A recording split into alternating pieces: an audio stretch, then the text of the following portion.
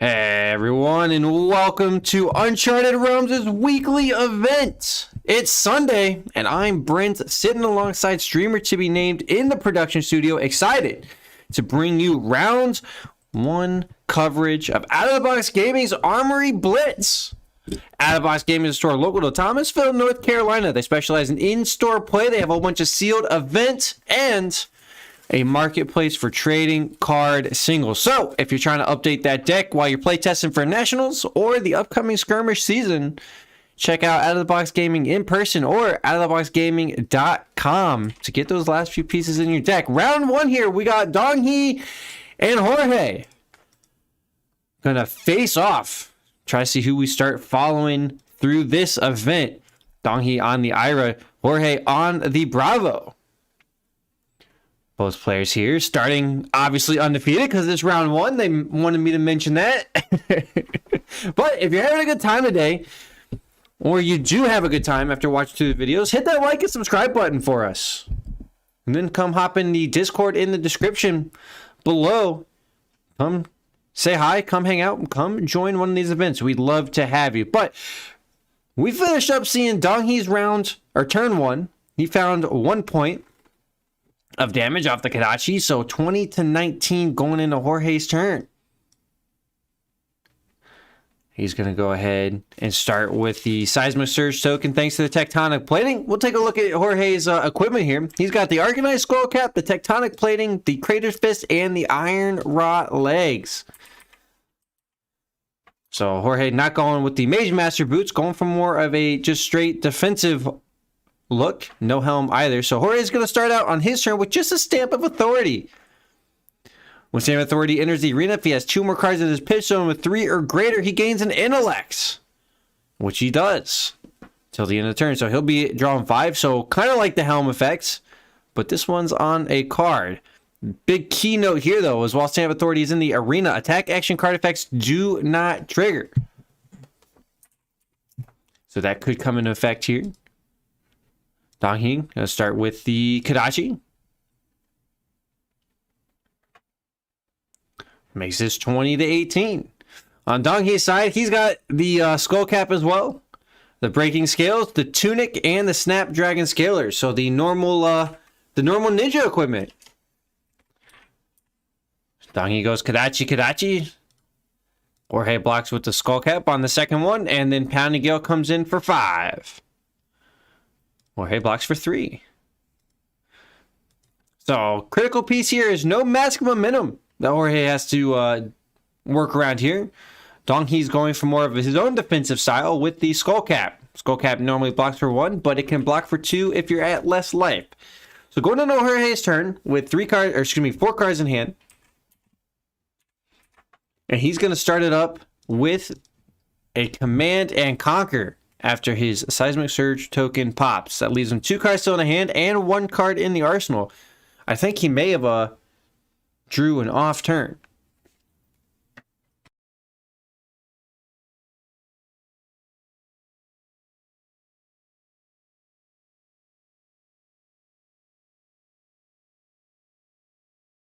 Well, I had to make sure we weren't dying over here. A little smell of smoke, so I had to make sure we're safe and sound, but no. All right, anyways, back on this. Donghee takes a pummeled Command and Conquer. 2 pummeled Command and Conquer. Raises it up to 12. We'll have to discard 2 cards. And lost the Arsenal Zone. If we suddenly go off the air, you'll know we didn't make it. There may or may not be a situation brewing over here, but we'll see. Oh, it might be, yeah, it might be next door. So, we should be fine. We should be safe. Donghee at 8. Speaking of not being safe, his Tunic's up to 3 counters, but he falls to half his opponent's life total. Jorge's out of 2 yellow pummels. Donghee's getting the a clarification of what's been used and what's not. He took a big hit, so definitely trying to get himself back into the game state. So Donghee just arsenals a card and passes back into Jorge's turn. 4 cards to work with. So Jorge doing a great job there with that stamp of authority plus up to his intellect on the previous turn. I thought it might be an off turn, but I was completely wrong. It was just a solid command and conquer, a double pummel. Like you can't get much better than that. Except if they were reds, right? Like, but even then, that's 2 yellows is just fine. But who do you guys have in this matchup? Oh, hello. The Matrix is coming through. But who do you have in this matchup? Do you have the Ira or do you have the Bravo? I think at this stage, it really does look like the Bravo. So we'll get some late minute votes going in. But other than that, how's everybody doing today? Let me know how your Sunday's going. Let me know how your play testing for Nationals is. Jorge here going Bravo activation. Make the next thing a dominate after a seismic surge token and a spinal crush for 9 dominate with crush effect. That is pretty debilitating to Ninja, where if spinal crush deals 4 more damage to a hero, action cards, activate abilities, and attacks they control lose and can't gain go again during their next action phase, which is pretty pretty debilitating to Ninjas. Kodachis are considered activated abilities. Attacks, Ninja likes going wide with the go against. So Donghi expertly navigates that, throws a skull cap in front of it. Skull cap's gonna block for 2, command and conquer 3, fate foreseen for another 4. So 9 total on the block. No damage taken here by Donghi, and critically, no crush effect. Cat thinks Bravo is gonna get it at this point.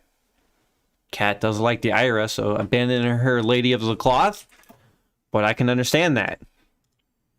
The Showtime has eliminated all those shadows for our Ninja to hide in. She's in the spotlight. Ooh. So, double Kodachi's coming in now. First one hits, second one gets blocked. Snatch for 4 on hit. Draw a card. 0 for 4 is not bad. Donghi does have the Snapdragon Scalers, but Jorge blocks 4. Donghi arsenals a card and passes away. We're going to go into Jorge's turn with 3 cards in hand. And a seismic surge token that's going to pop. I know those that are getting ready to go to Nationals, I'm still waiting on my invite letter.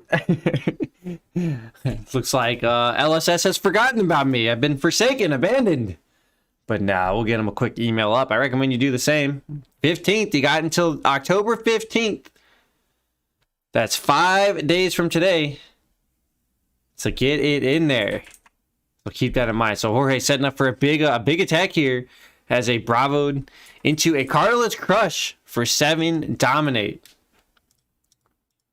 Which crush affects a Frostbite token, effectively.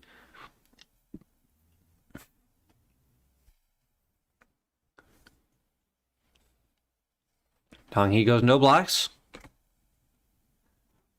And no blocks. Into defense reactions. Flick Flack out of Arsenal.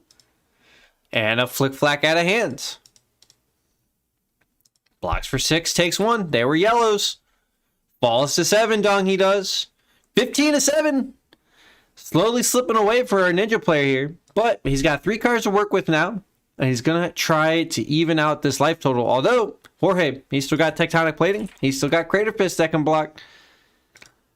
So our Bravo player is not in any sort of danger right now. At least not at the moment. Jorge takes the first one. Falls a 14. Kodachi for 2. We might see the Tectonic Plating thrown in front of that.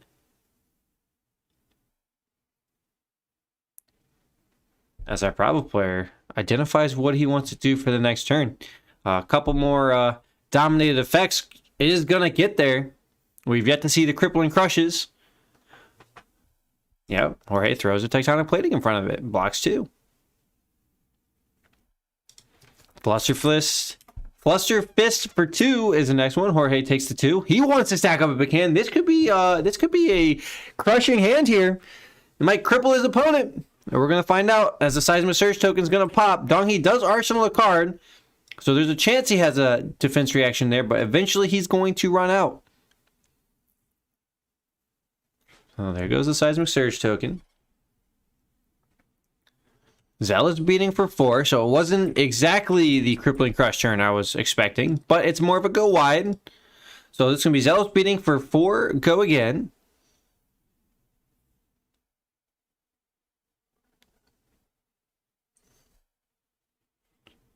That is a skull cap on the Ira Martin. He did not take the mask for this matchup. Wanted the extra defense to avoid, it appears to avoid some of the dominating effects. So far the mask wouldn't have even mattered. Jorge was using his equipment to block. All right, so 4 block came in on the Zealous belting, and then the hammer for 6. Donkey gets to block 5.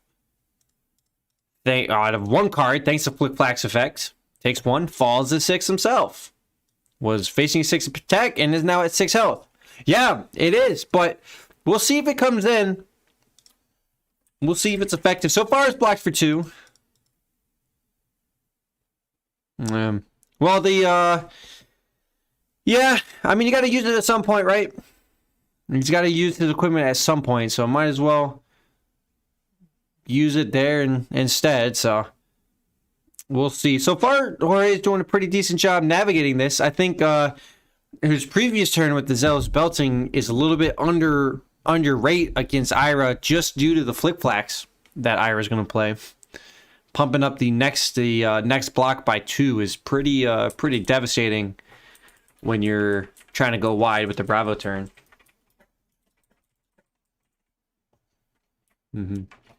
Yeah, I think Jorge probably would have been more incentivized to just not even do the belting there, maybe. But we'll see. It did at least get a couple cards, so we may go later. It does make Donghee use them. Donghee will come in for 7 on this E-Strike, and remember, he's got the Snapdragon Scalers to give it go again. Does not want to do it. Arsenals and passes. So Jorge falls to 5. He's now under his opponent's life total. He's been commanding the game so far for most of it. But alas, not this time.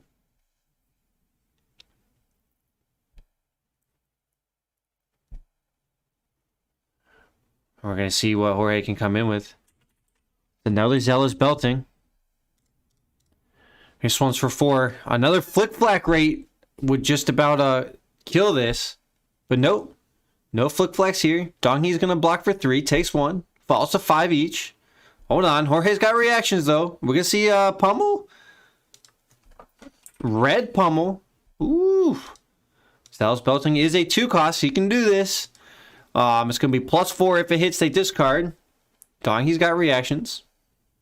So right now, Donghee would take 5, fall to 1, have to discard a card.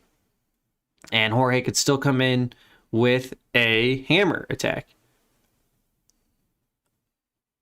So we're going to have an unimmovable out of the hand. So that's going to be all the cards out of the hand to block for 8. Now Jorge's going to be able to come in with the hammer for 6. And so definitely going to get some equipment now. Donghee plays a Sigil to gain 3, go up to 9. And then take 6.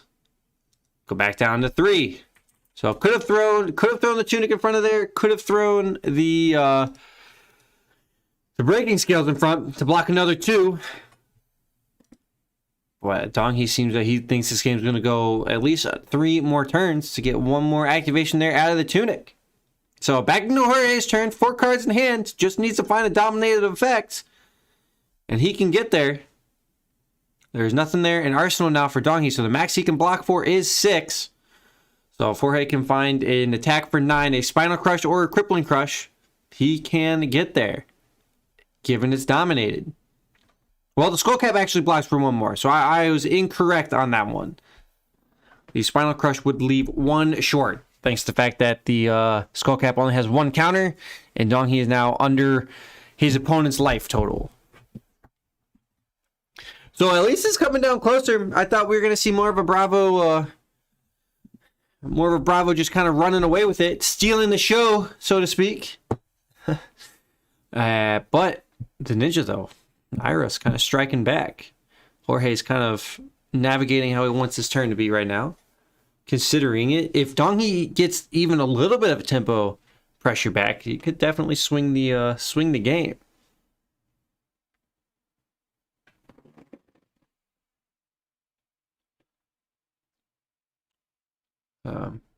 Exactly. Bravo just dominates all the events he's in. I like it, Martin. You're right. So hammer attack for 6. Jorge's representing 2 cards in hand. He still has a red pummel available. Donghee throws 1 card for now. I would not be surprised if he throws another couple of cards on there as well. This really screams of pummel, but at some point, if you just respect it too much, you outvalue yourself. Or Donghee says no blocks, or only that block, no more. And Jorge will pummel it. Donghee comes in with a sink below, thinks a card to draw. So blocks. Oh, and a flick flack. Woo! That was needed. I don't know if he drew that. It kind of looked like it, to be fair. But I could have been wrong. He might have found that on the sink. But that means Donghee's going to have 1 card in hand. His tunic goes up to 2. I think I caught a glimpse of a defense reaction there. So that made it into the arsenal. I think I saw another flick flack in arsenal. But I could be wrong. So here we go. Jorge's going with Bravo. And a crippling crush for 11 with Dominate. He may still even be able to get there, even if that is a flick flack in arsenal. We're going to see. I think I see a flick flack in hand too. I think I see a blue one, but I could be wrong. He's shuffling his cards, trying to survive here. Needs to block for 9 or more.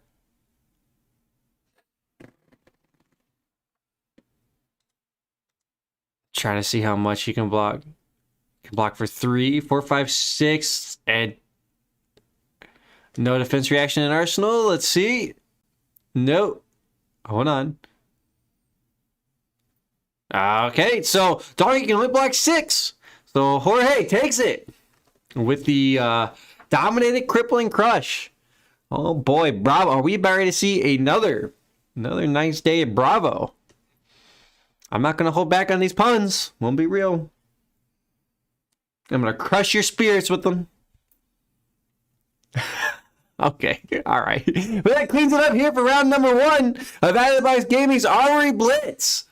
I hope you're having a good time. If you're liking what you're seeing, hit that like and subscribe button. Come join us on the Discord and let us know how you're doing in chat. But that wraps it up here. Round number 2 coming at you shortly. So stay tuned. Don't go anywhere.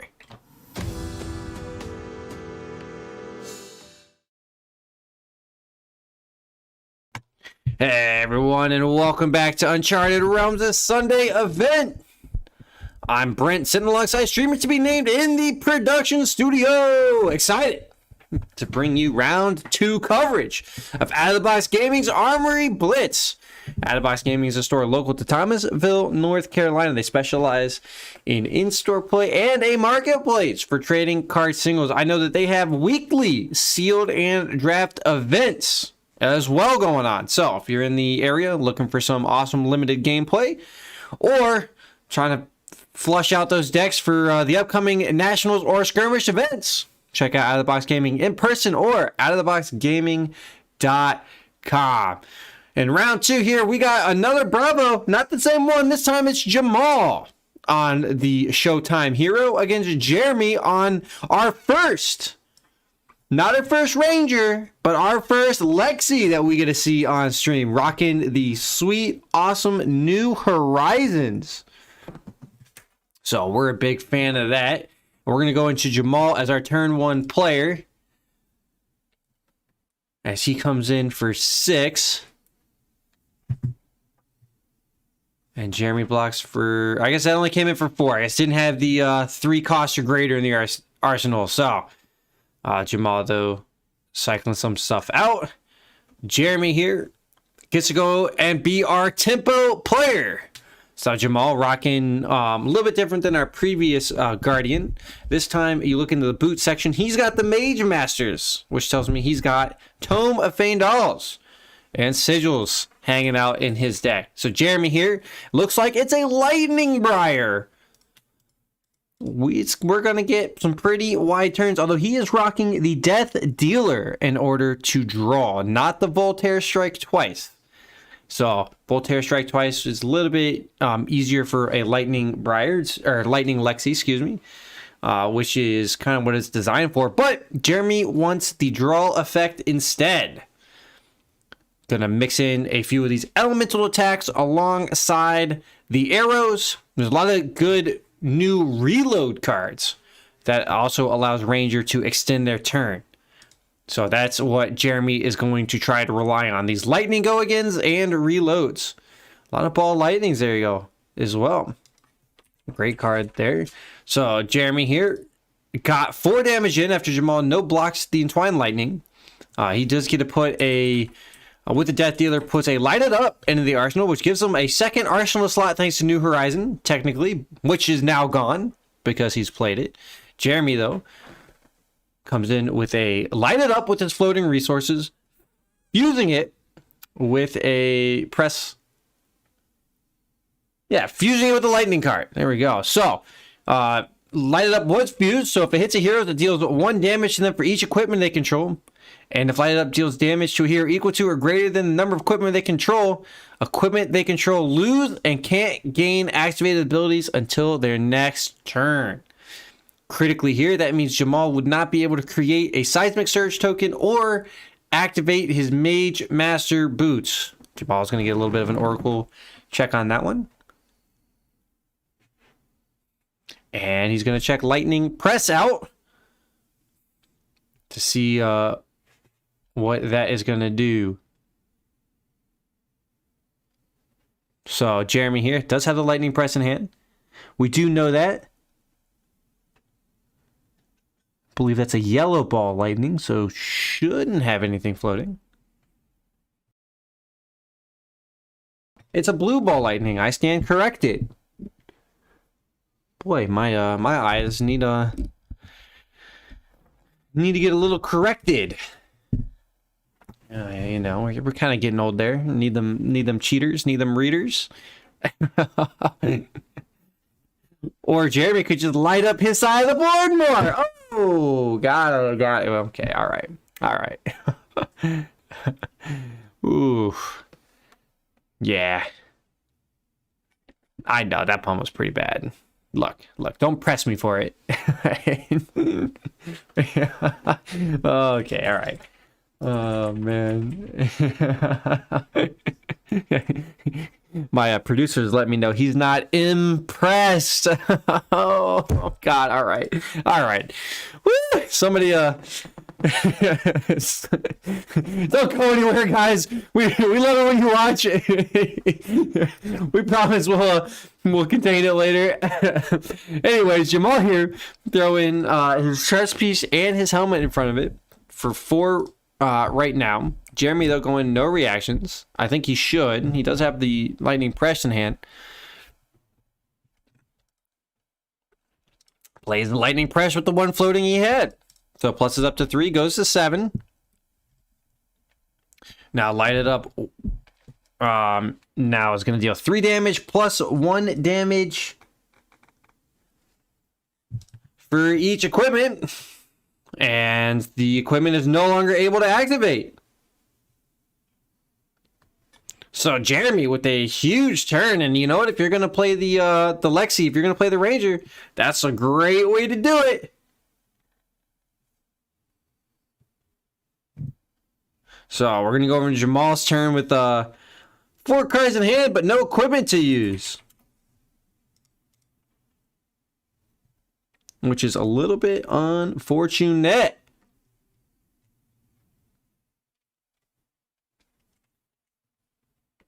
Well, it's unfortunate if you're in the Bravo camp. It's really awesome if you love seeing Rangers go ham, because that's what this Ranger's doing right now. You know, they press the issue and light it up the stage. Bravo couldn't handle the extra spotlight during his showtime. Okay, but who cares about that when you got a crippling crush coming in? Could have been dominated if you could have afforded it, but alas, it's not. It's just going to be 11 straight up. 11 with the crush effect deals 4 more damage to a hero. They discard 2 random cards. Jeremy's definitely not going to want to do that. But he does have his opponent at 9. So if he takes his full hit here, they will be even in life totals.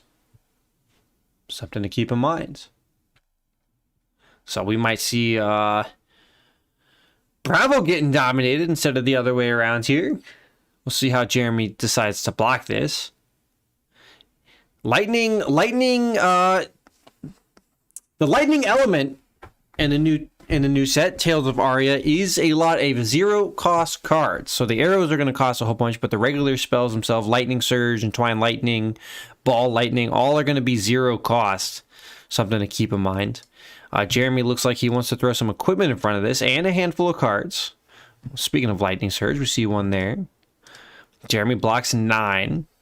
Wants to take 2. Buzzbolt and a Lightning Surge getting thrown out there. Some new cards. First time we're seeing those on stream. Who do you have in this matchup? I forgot to ask. Do you have the Bravo or do you have the Awesome Ranger? I think we have to vote for the Lexi on principle. Just because it's the first time we're getting it on stream. Unfortunately, though, it just got pummeled. So Jamal's going to raise it up to 14. That means Jeremy's going to take 5 and have to discard the 2 cards he left in his hands. Going to leave him with no cards remaining on his turn. What could have been up to 3 cards there. But he only had 2 left. Jeremy loses the Horizon and loses his boots.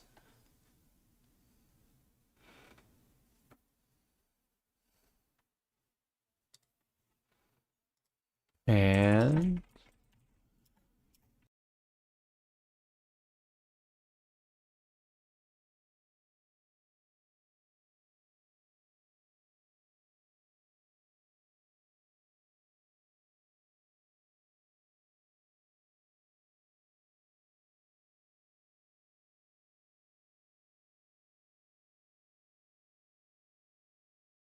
all right, so Jeremy also got Command and Conquered a little bit there because I forgot about the new Horizons. When it is destroyed, you lose all the cards in your arsenal. It's a pretty rough card to block with. Sometimes it has a huge upside effect, giving you an extra card potentially to work with a turn. But boy, that wipes Jeremy out on that turn for sure. He does still have 6 health to the advantage against his Bravo opponent. But Bravo is going to be able to go into a full turn with 4 cards. Gets to do a Spinal Crush. Dominated with Bravo. So that's going to see a 9 dominate with the Crush effects. If it deals 4 more damage, action cards, activated abilities, and attacks, that hero controls loses and can't gain Go Again during their next action phase. Kat wants to see Lexi win, but she doesn't think it'll get there. Yeah, after that last turn, I definitely agree with that one. That was a really rough, really tough break there for Jeremy. That Jamal had the pummel, but Jamal set it up with his life total. He did take a lot of damage for it. Keep that in mind. Jeremy here blocks 2. The lightning cards don't block for too much. That is one of their downsides. They're very strong. They have great rates. 0 for 4s, 0 for 5s type of business. But the fact that they only block for 2 is not good. Oh, something might be in the air over here. Or that you got pummeled yourself over there. Producer man over here dying. Well, it's now a solo. We're rocking this solo. Nah. All right, so Jeremy... talking about solo coming in with a solo strike. It is enlightened because it's a 7 attack. He put 1 card under, left 1 card in hand that he will arsenal there. Eventually, when he gets to the end of his turn, his tunic is up at 3. Jeremy's is. He is down in life total now, but critically, that does turn Jamal's skull cap off for its next block until Jamal finds himself underlifed. But Jeremy is in kind of the danger zone. Another dominated crippling crush is likely likes to end this. Jeremy, I did see is running amulets in his deck. So there is a significant possibility with the amulets and ball lightnings that Jeremy could have a hand with just nothing to block with. It is a possibility, and it is a concern when you're playing the new Tails cards. Something to keep in mind. Jamal takes a damage, falls to 8. We got an even ball game here. As Jamal's Surge token pops and he goes into his turn with 3 cards and some considerations. We may just see a hammer swing for 6 after making a new Surge token and an arsenal here from Jamal. Not exactly threatening lethal, and Jeremy could take it, but if Jamal can represent enough resources, he may get an overblock here. I do like the idea of toying with your opponent that you have another pummel that can pump it up to 10. So Jamal pitches a Rouse to make the Surge. So Jamal wants to go with Disabled instead. Dominated. Jamal opting instead to try to represent the pummel, which we did see he had one in the hand. It was a blue one, though. He wants to go in here with a Disable for 7 Dominate, because he wants to take this Arsenal card out from Jeremy. So Jamal knew he could not get a lethal attack in this turn. So he wanted to instead try to prevent Jeremy's turn. It does have Dominate, so Jeremy's going to have to only pick one. So it's likely to get the Crush effect here. So I like this play here from Jamal. He had 2 options he could do there.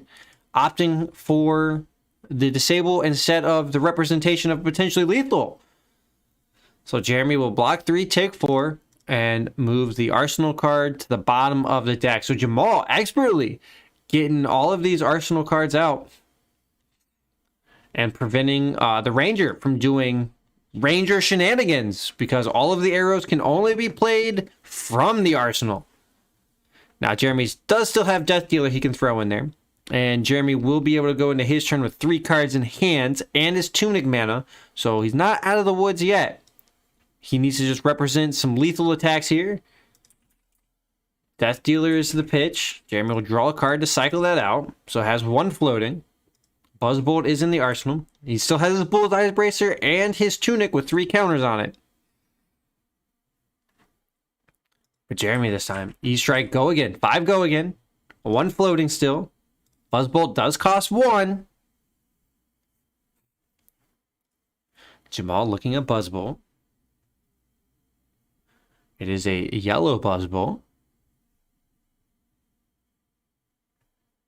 Buzzbolt there gets a little bit shocking. Electrified. It's electric. I don't know. All right. Oh boy, that was pretty rough, right? you know, my you can tell me to buzz off because my puns aren't exactly the bee's knees over here. Yeah, now I'm forcing it, but. I'm having a good time. Look, I'm my own audience, all right? If you're my audience as well, hit that like button. If not, please just ignore me. Don't go anywhere. They beat me if I don't get enough viewers. No, I jest. Okay, so E-Strike comes in, hits the 5, Buzzbolt for 4. Buzzbolt here not going to be fused. So no lightning fusion there. So does not get the spicy on hit effect. It's getting extra damage, but still a 1 for 4. It's an okay rate. No go again here though. Jeremy out of cards, but still represents a lethal. So a lethal attack alert. Bam, bam, bam, bam. We got it. We had it in the first round too that I kind of missed pointing out, but that's okay. Lethal attack alert from Jeremy. It is going to require a response here. Now, Jamal's Crater Fist and Skull Cap could combine in on this one. I believe that's only one counter on the Crater Fist. So that would block for 2. Jamal could take 2, go down to 1 if he would like to. Jamal's not seen a Tome of Feindal yet for the Mage Master boots. Blocks for 2. Yeah, Crater Fist and Skull Cap. Expertly done by Jamal to keep himself alive. Man.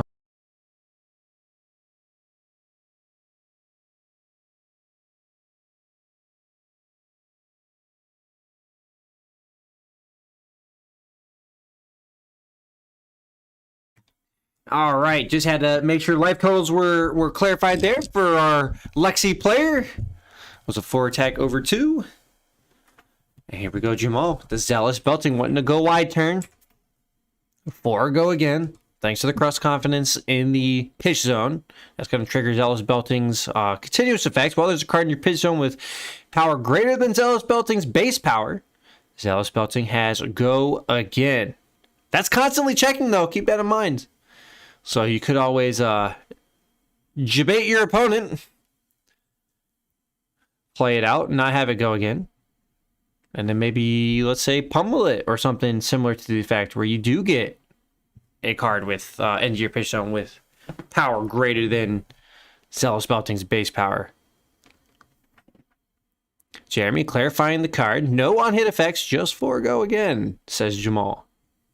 Jamal here did not make a Seismic Surge token, has 2 cards in hand and 1 floating. Ooh. Which may mean a 4 powered attack coming on. Or maybe not. We'll see. Could just be a hammer attack for 6 coming up and an arsenal card. Jeremy blocks 6. Jeremy didn't want to take any damage there. That leaves him 2 cards in hands. If Jamal can find a decently sized attack here, like a Spinal Crush, he could get the other 2 cards out of Jeremy's hand.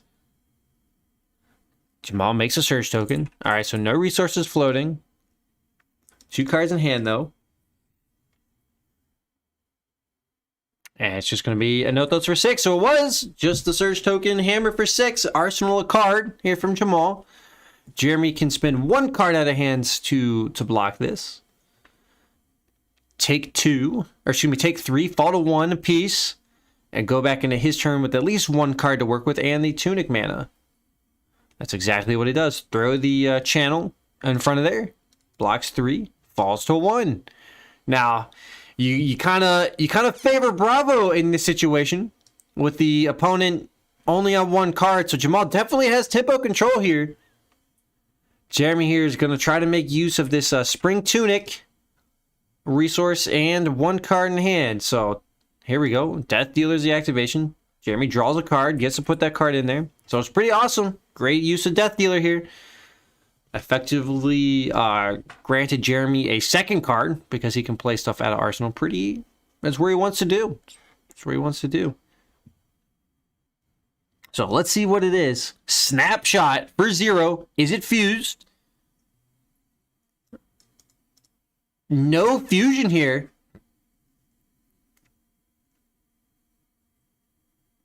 Jeremy, yeah, not having the fusion. So, just for 4, but that will require 2 cards out of hand from Jamal.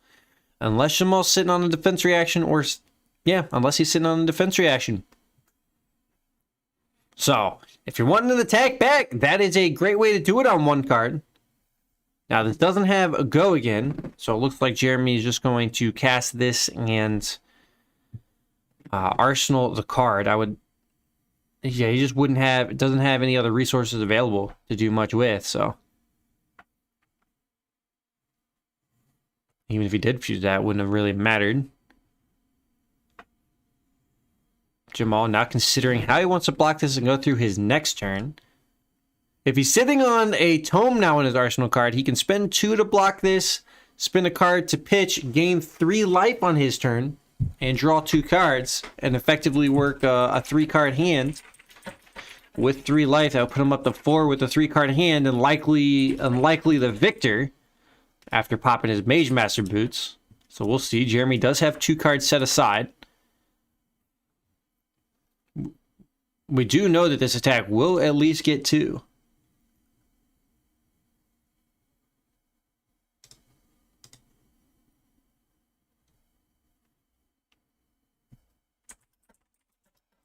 So Jamal's going to block for 6. Command and Conquer is one of those cards thrown in there.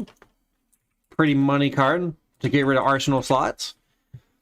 The 4 block is good. Jeremy Arsenal card and passes the turn. So we'll go to Jamal. Let's see if he has the tome. The tome here pretty much ends the game.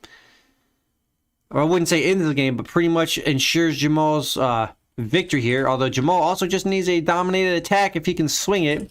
Only 2 cards in hand though. Not likely. He could have theoretically up to 6 resources. Jamal makes a new surge. And so it's going to be a Notos for 4. Thanks, Pursued Knowledge not triggering a Notos' effect. So only coming in for 4. It's still going to require 2 cards, so whether it's 6 or whether it's 4, it doesn't matter. But there is 2 resources floating and a card in arsenal, which could mean a pummel.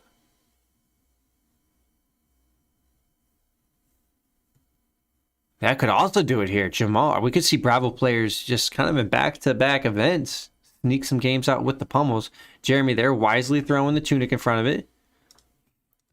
Jeremy blocks for 4, doesn't respect the pummel.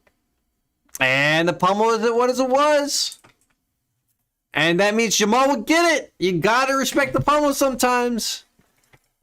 And unfortunately, our Alexi was so close yet so far away. The New Horizon destroy your own arsenal slots when you block with it is a tough break and a tough thing to get around. But Jeremy had to do what he had to do, but he still walked it in pretty close. All things considered, but alas, Jamal takes it. That probably means a Bravo v Bravo matchup coming up. We'll see. We'll see how that's going on. But that closes out here in round number 2. Unfortunately, the Ranger didn't get there. He struck quick, struck hard, but alas, the Showtime prevailed. So we'll catch you guys for round number 3 of Out of the Box Gaming's Armory Blitz. So don't go anywhere. I'll be quick, fast, and in a hurry.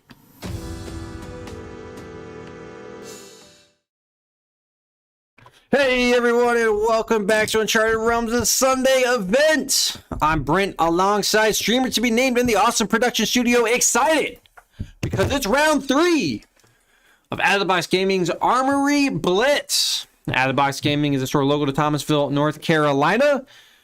They have weekly drafts and limited events, aka sealed, as well as their awesome armory that we are bringing you coverage of. They also, as a little third bit, have a marketplace for trading card singles. So I know you're out there. I know you're looking for those next few pieces for that Nationals deck or upcoming Skirmish deck. Mix it up with the Blitz. Check out of the Box Gaming in person or outoftheboxgaming.com to get those pieces that you need. So we're going into round number 3 with Jamal again and Steven, who should be a familiar name for you if you've watched some of our events before. Steven here is going to be our turn 1 player. Kadachi, Fluster Fist. One Kadachi finds his mark. That's going to send this a 20-19 ball game. I think we have the life totals a little bit backwards. But maybe I'm incorrect on that one. There we go. The ninja didn't stab himself. It's possible that they did. I know that there's historical accounts of somebody cutting themselves somewhere when they're trying to chop some things up. Heck, I do that all the time to myself. All right. So in Jamal, as our tempo player, he's rocking the exact same equipment setup as last time. Steven this time, different than previously, has the Mask of Momentum. Something to keep in mind.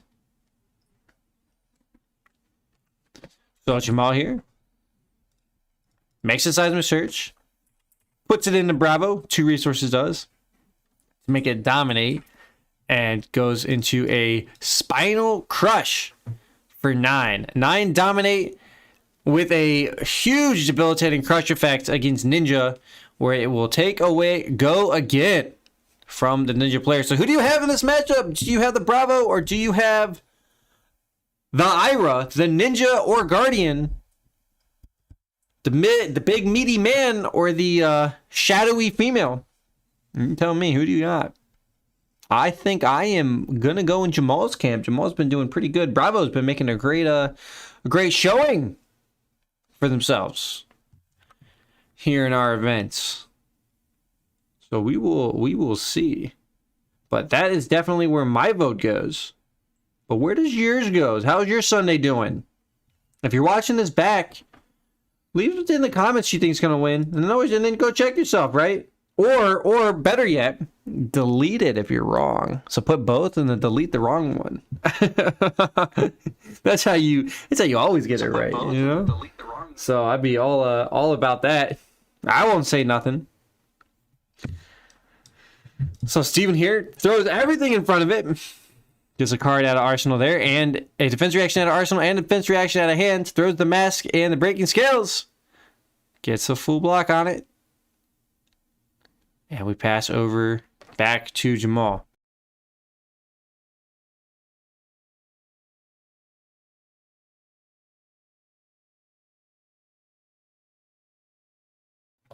All right, so Steven coming in, one Kadashi, no blocks. Jamal falls to 18. Blocks the second one with his Skull Cap.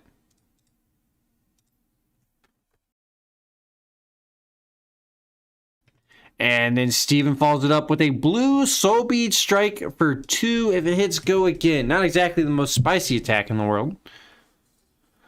Jamal will throw the Tectonic Plating in front of it. Block it up.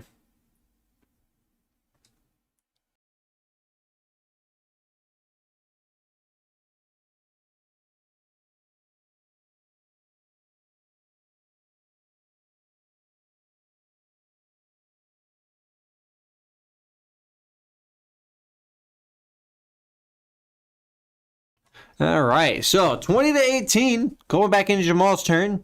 He's going to have a nice grip to work with. Uses equipment pretty effectively on the last turn. Steven, though, does have a card in Arsenal now again, which is critical against the dominated effects that Bravo likes to provide. Cat thinks Bravo's going to take it. Thanks on the back of Pummels. I agree with that. Jamal makes a new Surge token. Pays for Dominate. No resources floating now. Comes in with a Crippling Crush.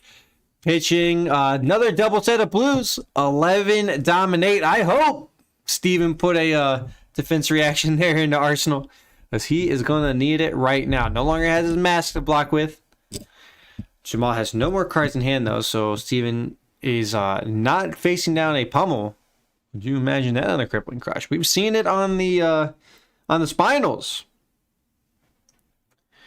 So Steven looks like he might take this and discard 2 random cards. Oh boy, wouldn't that be spicy? Ooh, that would send Steven down to 9. Not where you want to be. Steven sigils. Oh, he's definitely taking this. He might throw 1 to block and just eat the turn. Keep his life total high. Or he keeps 1 in hand. So now we're going to see Steven make a decision to keep 1 in hand or not. He's going to keep the 1 in hand. He's going to take the hit. Takes 11, falls to 12. Oh boy, at least he had that sigil. And he's going to have to discard 2 cards here at random. So huge Crippling Crush. Going to cripple Steven's next turn. And crushed his health total. So 5, so it's going to be the far one. And then we're going to divide by 2 here. Or odds and evens. That means it's going to be the farthest.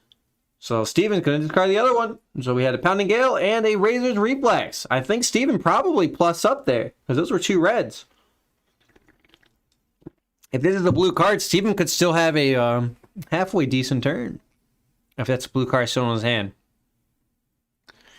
Jamal might have been on the wrong side of fate there. We'll see. Oh my God. He would. Oh boy. Wow. What a rough card to leave in hand. But you know what? At least going to chip away back. It's not going to be super game breaking. Steven's going to come in with the double Kadachis. And leave 1 floating. If that's an attack in Arsenal, he will be able to string it through. He does have the Tunic mana. Crane Dance coming in for 1. It's a blue one, no combo. Jamal will take it. And so Steven's going to pump it up with the reactions. So pump it up to 2. So Jamal falls to 13 here, 12 to 13. But we're going back into Bravo's turn with 4 cards in the Bravo hand. No Surge token here, but still 4 cards, dominated attack. Nothing there in Arsenal. If Jamal can make it a dominated attack, he will plus out pretty hard. That's one way to beat the defensive Ira, is to not do these big, heavy initial attacks, dominated, and don't give him a chance to Arsenal a card. Steven, though, does have the Tunic mana available, so keep that in mind. He will at least have 1 resource on his turns when he wants. That's banked out. Has the Snapdragon Scaler still available, Steven does. We've yet to see Jamal pop his Mage Master boots, but they are there to gain some life and more of the grindy scenarios. So we made a Surge token thanks to Tectonic Plating. Once per turn action, create a Seismic Surge token. Go again for 1 resource. Jamal goes Command and Conquer for 6. That leaves 2 cards in hand, which tells me that is probably a pummel. If you think that's a pummel, hit the like button. Steven will block 3. And you guessed it. Jamal with a why not. Pumps it up by 3 with the yellow pummel. There was a tome thrown away, so Jamal had the chance to not pummel here and Arsenal the tome to gain some life, but likes to put the pressure on, and I agree with that one. So Steven will take 6, fall to 6, and will discard a Fluster Fist. Woo, Jamal just crushing the event today. He showed up. It's his time to shine. So Steven gonna try to just do the Kadachi game plan. It's been working. Jamal, no blocks on the first one. Now Jamal does not have to worry about the mask, so that's why he's able to just soak up these attacks with his life total. No blocks on the second one. Falls to 10, Jamal does. With that last one, leg tap for 4 with go again. Nothing to do with that action point, but it's still an attack for 4. So Steven's so expertly being able to get a nice solid turn with a 2-card hand. Shows the power of Ninja. But Jamal here can take the 4, fall to 6, and come back in with a 4-card hand, and I think that's probably what he's gonna do. I don't see a reason not to. Jamal just needs to find a dominated Crippling Crush to win the game. A Spinal Crush would send Steven pretty low on the dominate. You know, keep in mind that Steven can only block for 5. So even a Spinal Crush would still get the crush effect. So Jamal blocks for 3 with the Crater Fist and Tectonic Plating. And Jamal will take 1, fall to 9. So didn't use any cards out of the hands, kept his life total high. So looking pretty spooky here for Steven. I know it's not Halloween yet, but we're getting scared for him. 4 cards to work with, just needs to find a dominated Crippling Crush or Spinal Crush. They're just about in this game.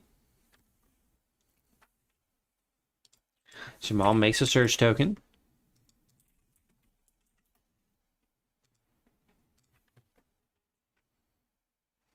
Pitches another blue to play Debilitate for 6, but didn't dominate it. So that tells me Scream's Pummel in his hand again. That definitely screams Pummel. So it's only coming in for 6, but I would expect this to at least... I think you respect this by thinking it's going to go up 10. If I'm Steven, I think I throw 2 cards in front of this, at least. Take the 4, discard a card, go into my turn with 1 card in hand. Steven's calling the Pummel in hand. I agree with it. If you're not going to dominate this, you definitely has the Pummel. I think I actually would have liked to have seen this dominated as well. Get the damage in there and put the Pummel in Arsenal maybe. But you know what? I do like the idea of making your opponent respect it.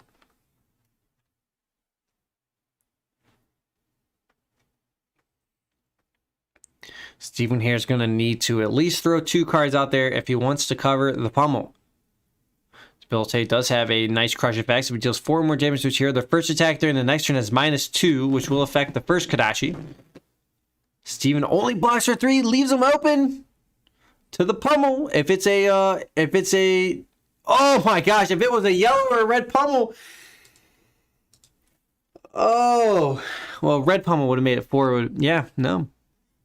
A blue or excuse me, a yellow or red Pummel would have done it. Blue, though, only pumps it up by 2, sends it to 8 over 3, which means Steven takes 5. The stones on this ninja player. Steven here flick-flacks it. And flick-flacks it, actually. So this is why I would have liked the dominated effect. Steven still gets 3 cards out of the hand. Or still is forced to play 3 cards out of the hand, but he does block all of it. So Steven wasn't as dead to Pummel because he had the defense reactions. I think that makes a very good case for just a dominated Arsenal to Pummel and save it for later. Because you can always come in with a hammer attack. You leave 2 cards in hand there if Jamal does. He comes in with a hammer attack representing Pummel. And can very easily close out the game with that. But Steven expertly navigated that, now making the decision whether he pitches his card and comes in with Kadachis, or arsenals it and passes the turn, giving Bravo player the tempo. I don't think you do. Steven is going to arsenal and pass the turn. So I think that's probably a defense reaction. Or an attack action card that does not cost 0. There's no reason just to get the 1 damage from the Kadachi. So Jamal's turn, Seismic Surge token pops, goes into his turn with 4 cards in hand. Dominate is not as Dominate is not as good because of the Arsenal card. Zealous Belting for 5 go again. This is gonna fall under rate if Steven has a Flick-Flack available to work with, because it will pump his second attack. So Jamal opting to go wide here. I think that's a scary thing to do against Ninja.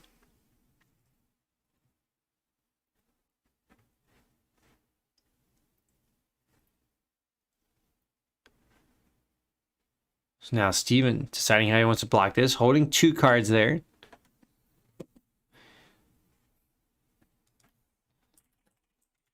Steven has a Flick-Flack. He comes back out on top.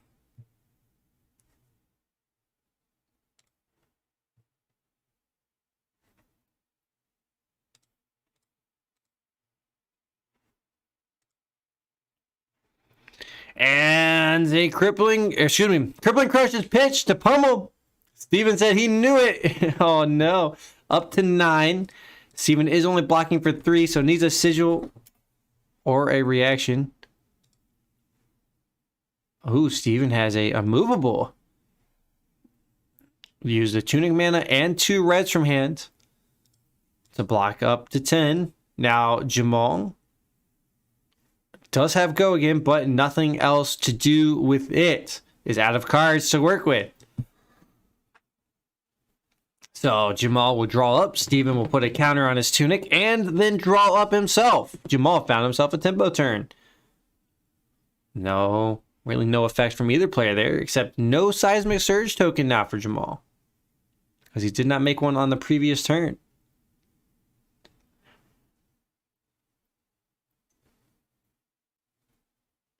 So we're seeing the tech decisions coming back around. The dominated effect there by Jamal would have plussed up had the rate on the previous turn when Steven had the a whole bunch of defense reactions. But alas, Jamal still in a good position to close this one out. 4 cards in hand is a pretty nice rate for the Bravo player. But Jamal did allow Steven to start arsenaling cards, so if Steven was able to arsenal defense reactions here, these dominates lose some of their effect. But speaking of dominate, this one is, or at least the next attack, action card with cost 3 or greater will gain dominate here from Jamal.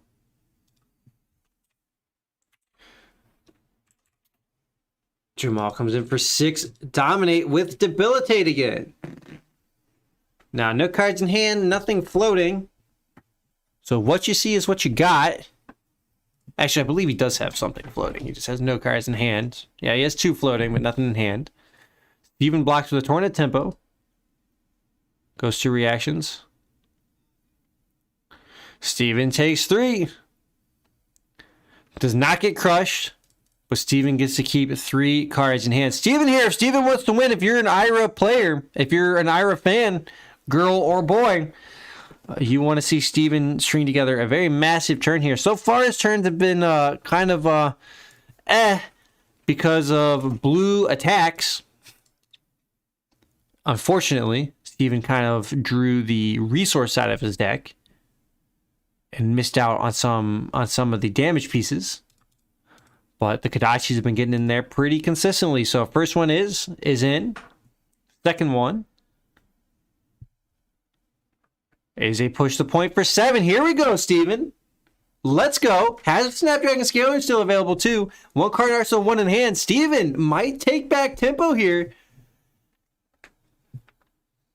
After kind of lucking out through some of this. Lucked out on the Crippling Crush discard effect. Kept his blue to be able to return some damage. Has had the defense reactions when he's needed them. And now a push the point for 7, plus up by the Ira, and plus 2 because that Kodachi hit. We'll likely see Steven give this go again for sure. I'll come out with those last 2 cards. Could be defense reaction there in Arsenal, but Steven will still have 1 floating. At worst, he could come in with another Kodachi.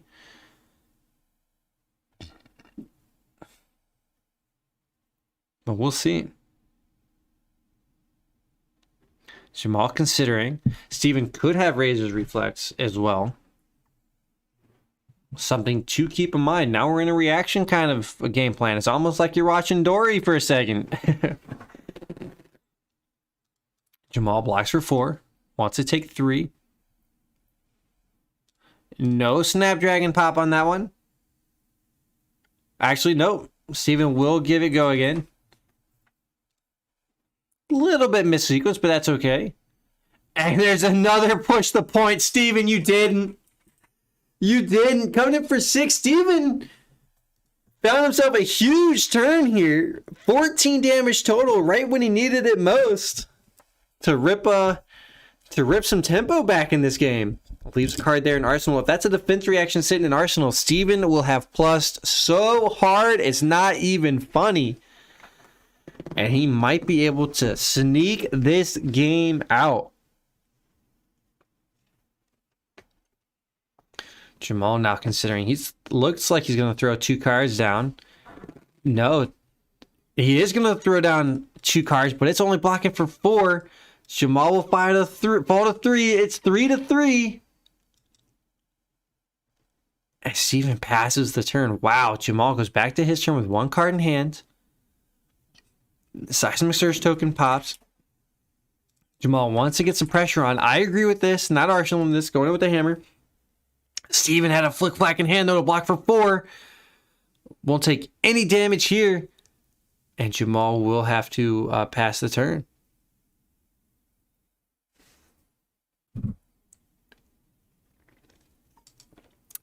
So Jamal here, now on the back foot, will draw up as the Ninja player. Now has 3 cards in hand and 1 in Arsenal. Does anybody want to change their vote? Looking at you, Catherine, bro. Would you like to revote the IRA? Steven here has worked his way back into this game. We thought this was going to be all Bravo show for a little bit there, but Jamal was not able to seal the deal, was not able to close it out, and is now staring down some very potentially deadly turns here from Steven. Jamal does have a little bit of health to work with. This is now a lethal attack here from Steven, his first. Kadachi's for 2.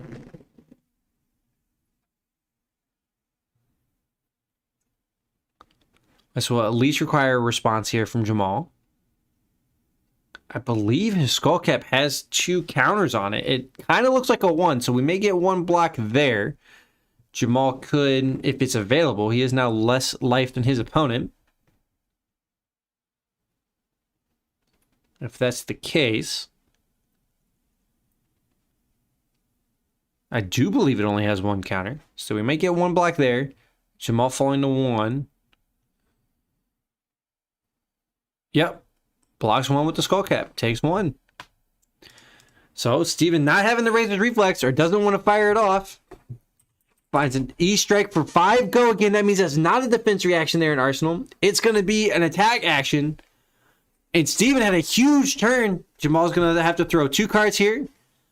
And if Steven comes in with an attack for 4, actually no, he's got 2 in hand. Excuse me. An attack for 4 here will get all of the cards. Command and Conquer for 6. If Jamal's sitting on pummels, he's not going to have a very good block. Jamal blocks 6. Tear asunder. Steven thought he might be able to get it there, but not quite. But he does get to go to his turn with a full grip of cards as Jamal can only pass on his. Wow, what a turnaround here. Steven gets a Kadachi. Kadachi was going to require a card each. So all Steven needs is an attack for 4 and another attack. Well, here we go. Attack for 4. 2 cards in hand. Jamal blocks 6. No cards in hand. Steven gets it. Pounding Gale. Or Tornatippo, excuse me. Tornatippo to do it. Tippo was the name of that game. Steven worked it back in there. It looked like Jamal's game to lose. But Steven, though, somehow, some way, managed to find it. So, wow. What an end to that game. So Steven, though, takes it. I am in shock a little bit. I thought we were ready to watch Jamal continue his way through here, but Steven has something to say about it. But that does it here for round number 3. We're halfway there now. 6 rounds total to go. Or 6 rounds total today. 3 more to go. Out of the Box Gaming's Armory Blitz. Stay tuned, guys. Round 4 coming at you shortly.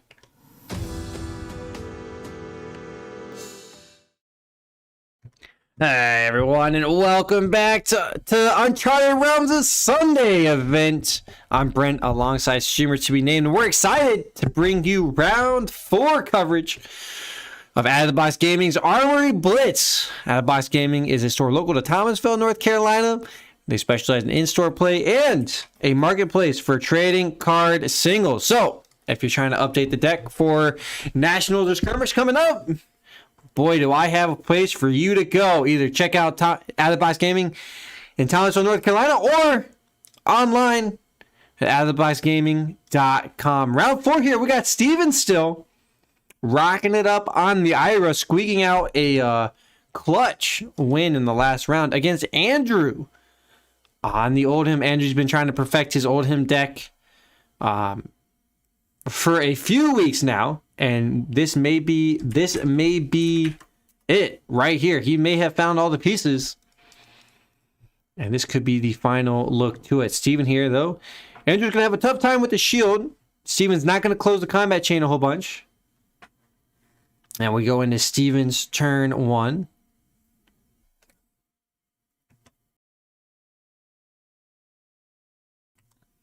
All right.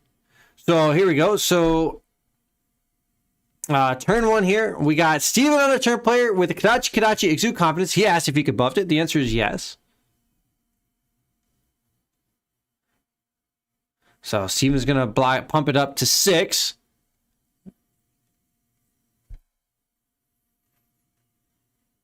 Hold on a second here, guys.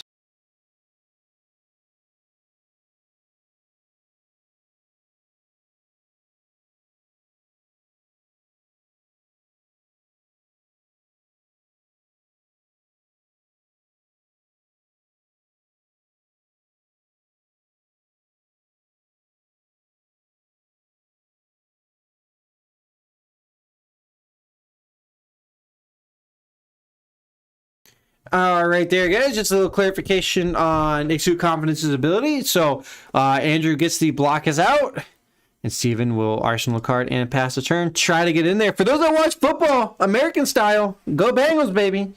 Yeah, OT against Green Bay. I'm going to throw that out there. I know it's the wrong game. I know we're here watching Fab, but who dey? Who dey good thing going to beat the Bengals? Just about everybody. But Bengals coming back this year. Anyways, who do you have in this matchup? Screw football. Who do you have in the Fab, the Oldhim or the Ira? I think we got to vote for Andrew on general principle. It's Tales of Aria Hero, and it is currently trying to knock down Steven, who's undefeated. Steven not punting like all of these football that we're watching today in the Green Bay versus Bengals. All of the kickers punting it wide. Andrew here coming in tear asunder in a Winter's Whale 5. Dominate. An ice card was pitched for it, so on hit it will create a frostbite. And Steven will discard 2 cards. Steven does have his mask, does have his breaking scales and tunic available. A single defense reaction and 1 piece of equipment will block it. So 5 dominate on hit, create a frostbite, discard 2 cards.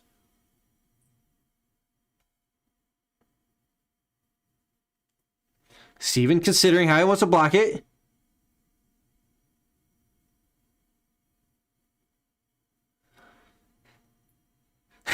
Says Andrew can take his mask. You can have it. So we're going to see the mask and 1 card out of the hand. And then Andrew will just arsenal a card. Oh, no, hold on. Steven's considering...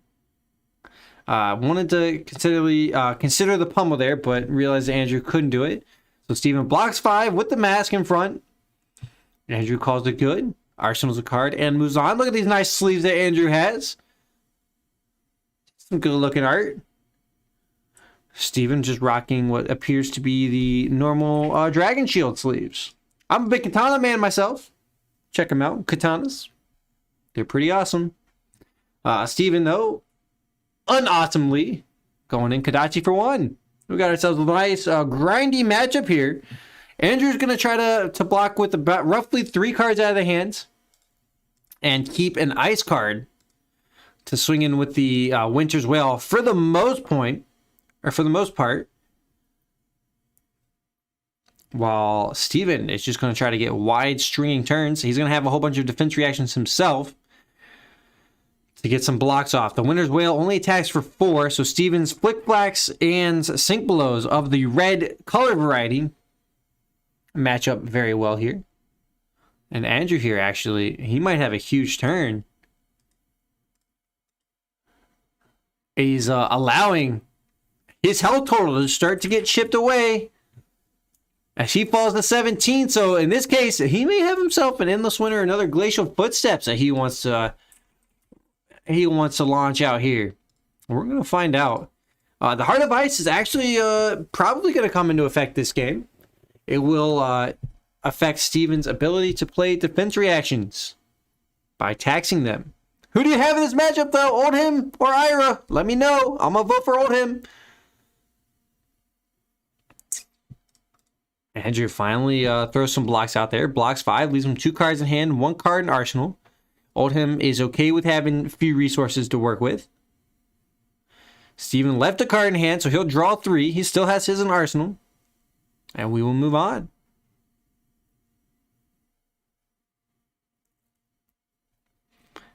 Andrew taking a look at that arsenal card. I expect him to function on the Heart of Ice here. quite a bit. Yep, here we go. Activates Heart of Ice. That's going to, this the once per turn action. Cards and activated abilities cost opposing heroes an additional 1 resource this turn with Go Again. It costs 1.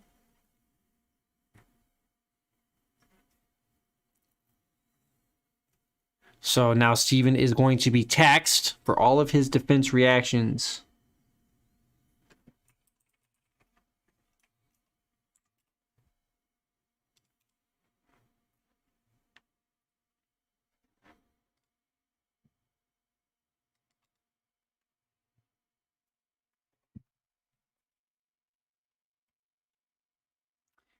Still some more punting going down in the football. Both kickers for both teams just keep sending it wide. What a shame.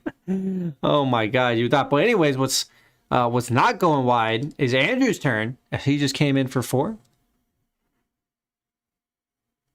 And Steven was able to block. Steven clarifying that Heart of Ice is only on Andrew's turn, correct, and breathing a very big sigh of relief. He does not like being taxed. Ninja turns are already pretty much as streamlined as possible. So Frostbite tokens do hurt them quite a bit compared to other heroes. Not a lot floating for the ninjas. A lot of the time.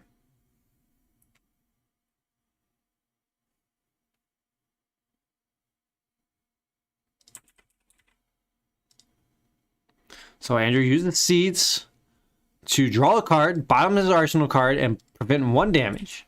That first Kadashi doesn't hit. Second Kadashi coming in now. And he's going to have 2 floating. He could pay 1 to put the shield in front of this and take 1 if he wants.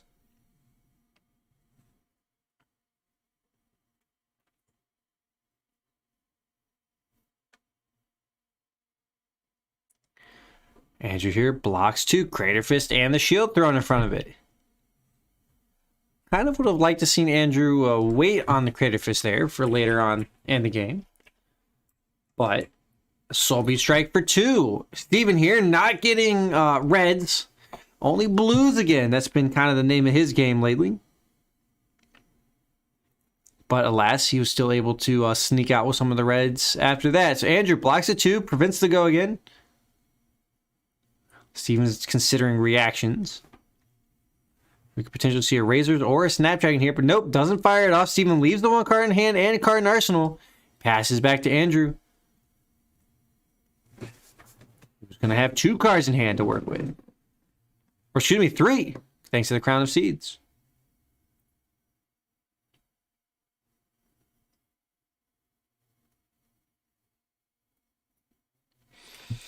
So Andrew considering his turn, trying to figure out what he wants to do. The Winner's Wail is still pretty decent. You will chunk through defense reactions eventually. Oldhim can definitely deck out their opponent. It is a valid strategy, even in Blitz. Ooh, Channel Lake Frigid, though. That's a hard one to pitch. That card absolutely shuts down Ninja and aka Dash turns. Anybody who loves going wide can just not survive through the tax. But this tells me I think Andrew's got a pummel, leaving 2 cards in hand. I would have loved to actually have seen the channel get casted there and then have a hammer come in. Steven says he smells a pummel, and I agree with him.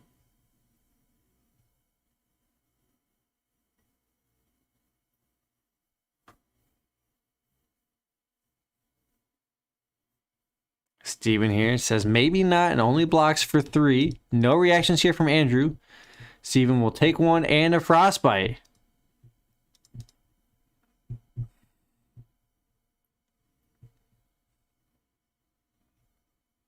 Steven forgot about that effect. It was announced, though. It was a valid trigger. And Steven said he did not take it into account. And does that come back to bite him? I am still surprised Andrew didn't want to play the channel.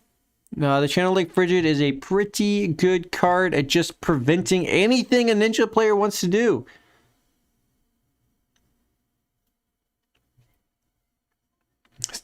Steven's going to find his own frostbite here. Go to his turn. We'll see how Steven navigates around this tax. His tunic does go up to 3. Pitches a whelming gust wave to spin 2 to come in with the first Kodachi. Lets us know it's the most expensive Kodachi in the world. Hold on. He rethinks it.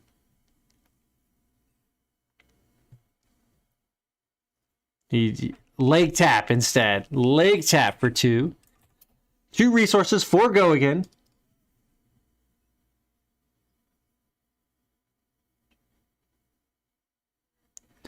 Steven let us know it's too expensive to just come in with a Kodachi for 2. Not going to do it. It's a leg tap instead. Andrew now is phasing down a 4-powered attack. See how he navigates this. Steven does have 1 resource floating. He does have go again. 1 card in hand for Steven. If it's a... it was very possible here we see leg tap into Kodachi attack out of Arsenal.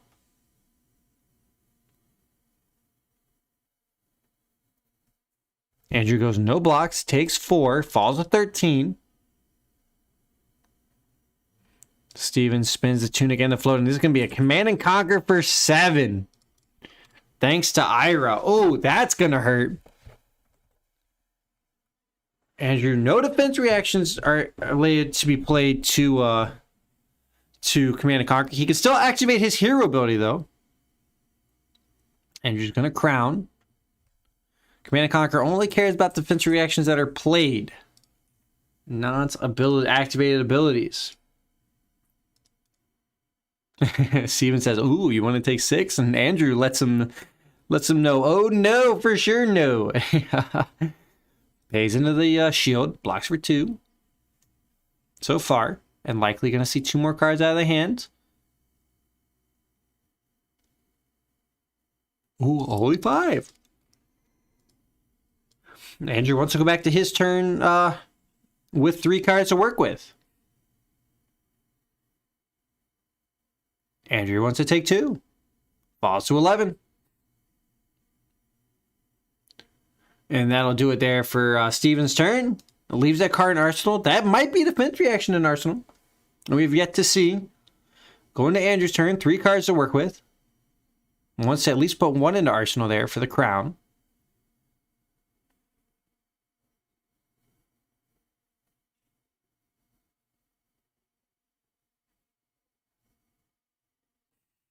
Even saying he does everything he possibly can to try to rip away cards out of the hand, but does not.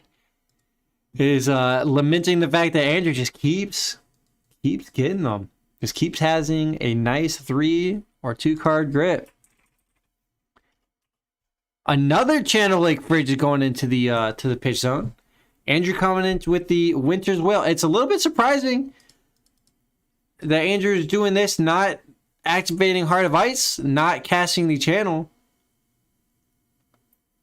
I think we may see maybe a little bit of some misplays here. I think the old him would be very incentivized to just have channel out there. But we will see. Andrew now facing down a Kodachi. 11 and 19 is the health total. He's 8 life to the negative.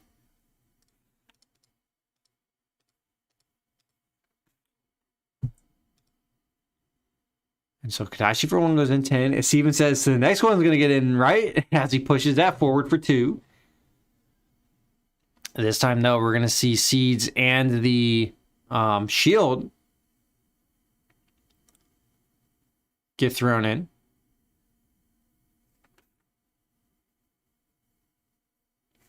So, shield is blocked. 2 is blocked. Steven comes in with a red Torrent of Tempo. If it hits, it'll again go again. Now, Steven doesn't have anything floating, but he does still have that card in Arsenal. Tunic is not active.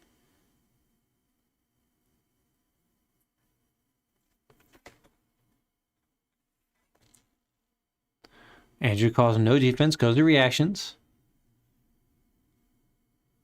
And we got a Staunch to block 5.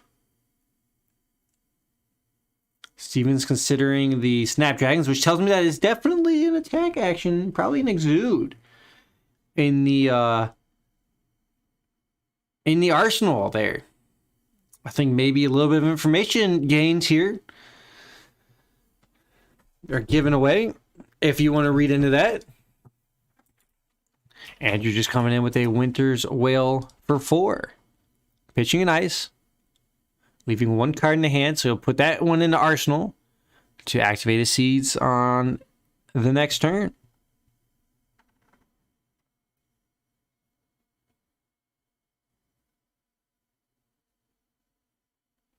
So, 1 card still in hand there for Andrew. Like we said, that's going into the arsenal. Not activating the Heart of Ice. I feel like Andrew probably wanted to have both of his channels out, just back to back there, and activate Heart of Ice as often as possible. Steven here taking the 4 damage, had the life total to do so, falls to 15, gets himself a Frostbite token. So Steven is way okay with paying some taxes here. The tax man, they owed him the Santa Claus tax. The young Santa. But the tax will be active.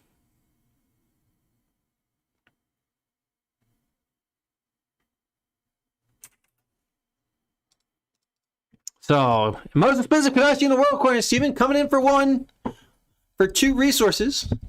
Andrew, no blocks there, falls to 9. Steven now looking. He could have a push the point. Yep, that's exactly what he has. Push the point for 7. No surprise there. That's why he went with the Kadachi instead of another attack first. This one's going to be 7, and Steven can Snapdragon to give it go again. Andrew's in a little bit of trouble here. Gonna have to try to find a way to navigate through this turn. Andrew would have been more incentivized to kind of just try to have tempo, or try to keep tempo himself. Andrew blocks 6. Crucially, there's a Terra Sunder getting thrown in front of that. That's going to be his last one. Going to reactions, giving it go again. So this one is going to hit for 1.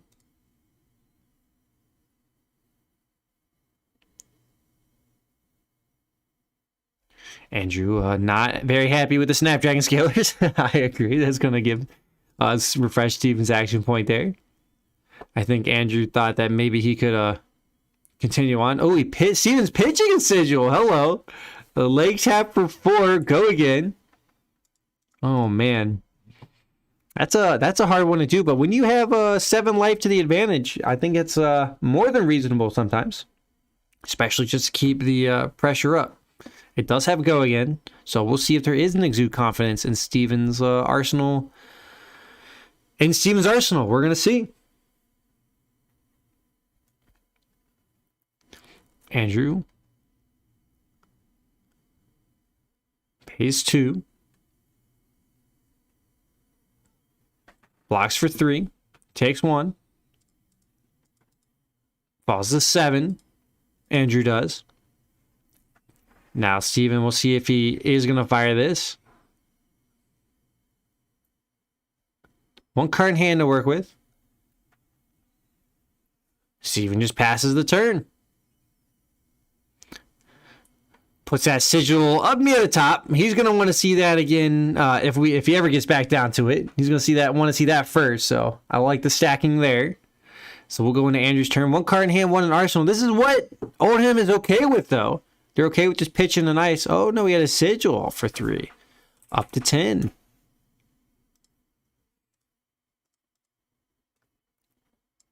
Andrew passes it. So we'll go back into Steven's turn. Tuna's going to be at 3. Steven's going to have a full grip of 4 cards and a card in arsenal. This could be very scary here. Not likely to end the game out, but likely to do a whole bunch of damage. First one hits, falls to 9. Second one coming in for 2. Representing a 5th of Andrew's life total this is. Andrew throws away an Earth Lore Surge in front of it to block 2. Nice Tales of Aria card that pumps your next Earth or Elemental attack by a 3 to 5, depending on color.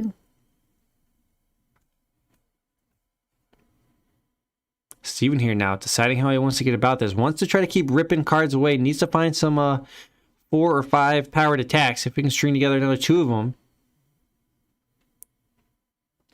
E-Strike for 7 here, leaving a card in hand, card in arsenal. So we may see a Razor's Reflex here, I think. That would be pretty critical.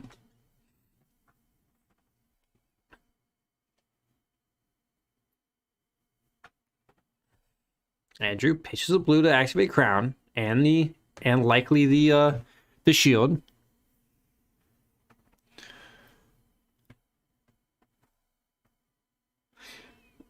No Crown firing off yet. Going into reactions. So that's the blocks. I think Steven's got the Razors here. Moving rather slowly on this decision. Kind of, usually you don't think through a non-decision.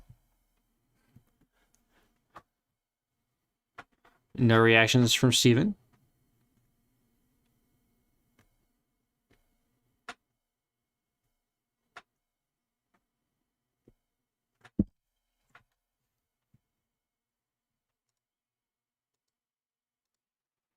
Andrew's going to pulse to block for the full 7. Steven's now got the reaction. He's going to respond with the Razor's Reflex of his own.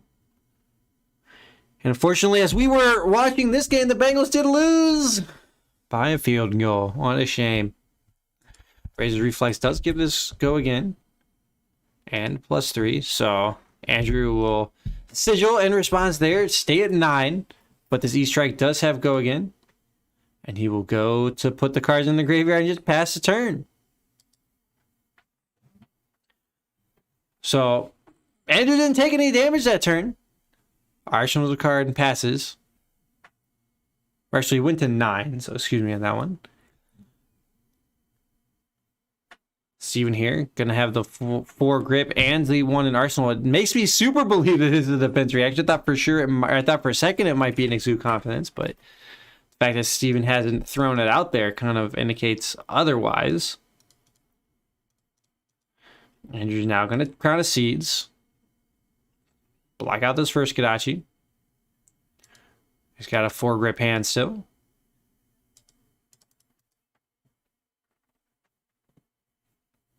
Second Kodachi coming in for 2. Thanks to Ira's ability, +1. And we'll see how Andrew navigates this. Andrew's got to find some time here to get back in on this one. He hasn't had a chance to swing in. And for those watching the clock, about 5 minutes till this goes to time here. So both players have about 5 minutes to end this one out. I think we actually started a little bit later than 4:05. So there may be a minute or 2 there on the extension, but we'll have to see about that when we get to it. But pretty close to the 5. This is the last game remaining in the round. So for those excited for the prize giveaway or the next round after that, well, actually this is round 4, so this push the points coming in is not going to get pumped up by +2. The previous Kodachis did get blocked, so Andrew here is going to be able to block it for 4. Endless Winter getting thrown in front. That leaves Andrew with 2 cards in hand as we go back in. So we likely will see a Winter's Wail into an Arsenal. Steven here lamenting the fact he can just not rip away the hand. The Crown of Seeds, just very strong. Here we go. Blue Ice Winter's Wail. You know it. On hit, create a Frostbite. It goes in for 4. Steven has his Flick Flack finally. Very happy about it. Andrew will Arsenal and pass. So going into Steven's turn. Gets to now fire away with these Kodachis. Going to have 2 more cards remaining in the hand after that pitch. And the Tunic mana if he wants to use it later. It is banked up. It is saved. And it is available. Andrew's going to Seeds. No surprise there. Blocks that one. Draws a card. Back to 4 cards in hand.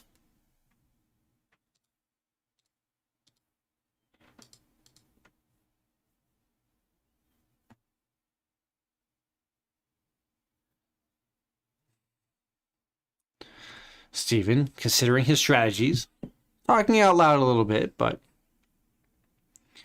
decides to come in for E-Strike. Choosing modes. Wants to do this one for 7. +1 for the IRA, so it's going to be 8 total. That's a pretty meaty attack. Steven might finally get some of those cards he keeps trying to get.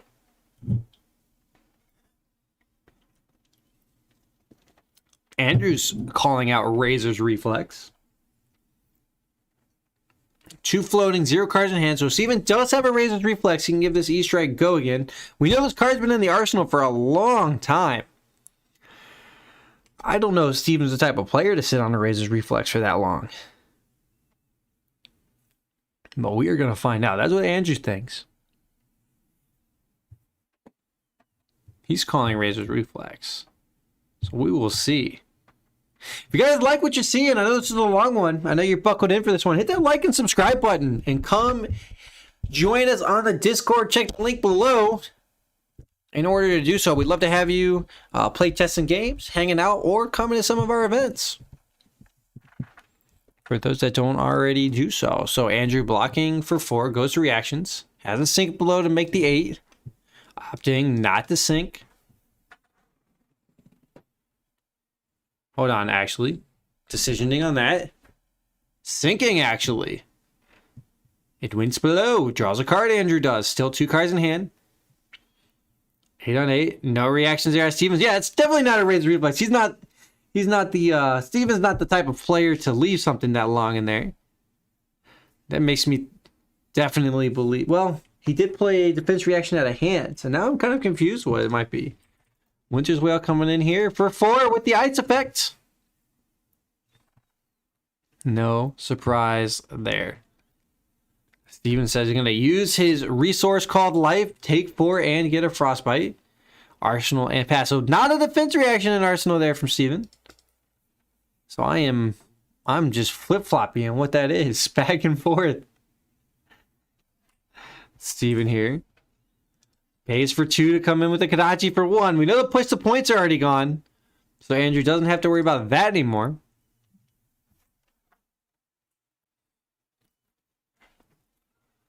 Here we go. Seeds to block the Kadachi. Bottom a card and draw. Steven was still 4 cards in hand. Kadachi coming in for 2. Hold on. Wait a minute. Maybe not. Kadachi for 2.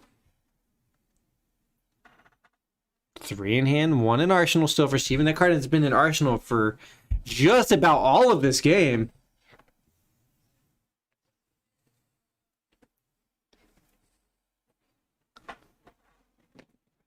Steven here, now making a decision here.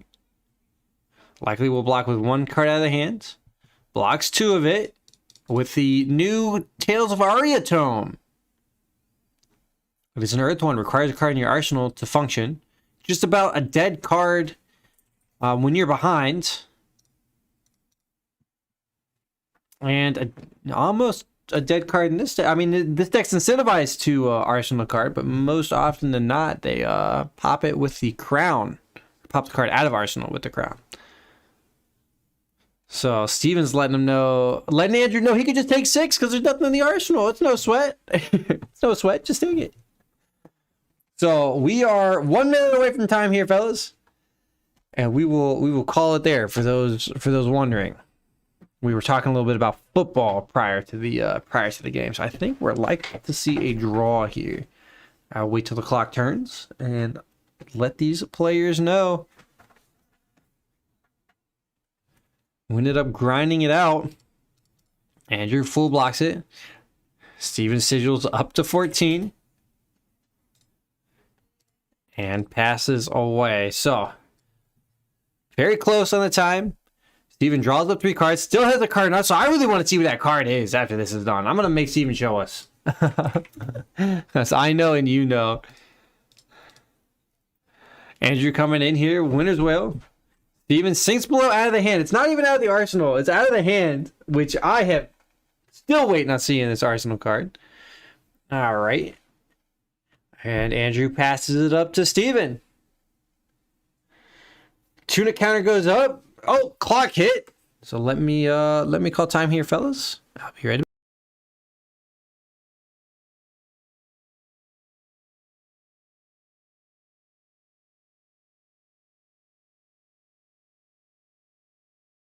All right, so time has been called. And both players believe that there's no way they can finish this. I agree. Most likely not. But Steven's going to come in. Steven's going to get his turn, and then Andrew's going to get one more. Unfortunately, with the Bravo style, not likely. So, Andrew blocks one with the chess piece. Steven comes in Kadachi for 2. So, still at 9, Andrew is. No blocks on the second one. Takes 2. Andrew down to 7. Fine center for 2. Not exactly the most spicy attack you can do. No blocks from Andrew. Andrew falls to 5, and we're going to see what he can do back on his turn.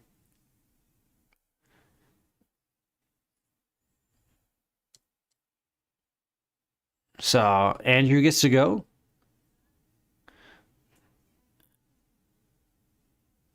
So,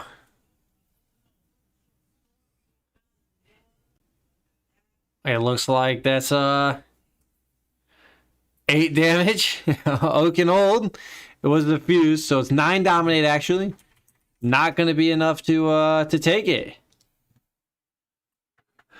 So let's go see what this card is in here out of the arsenal from Steven.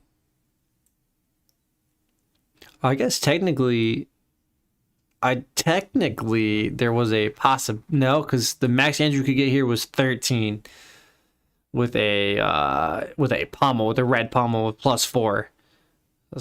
Okay, here we go. It was an unmovable out of arsenal, so it was a defense reaction, but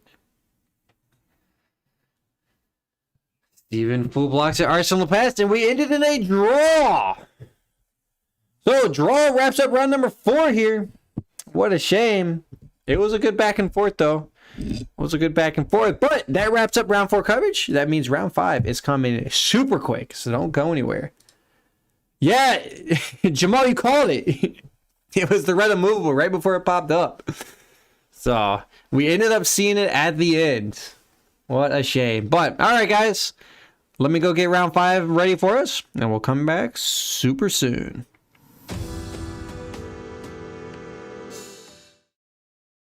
Hey everyone, and welcome back to Uncharted Realms' Sunday event.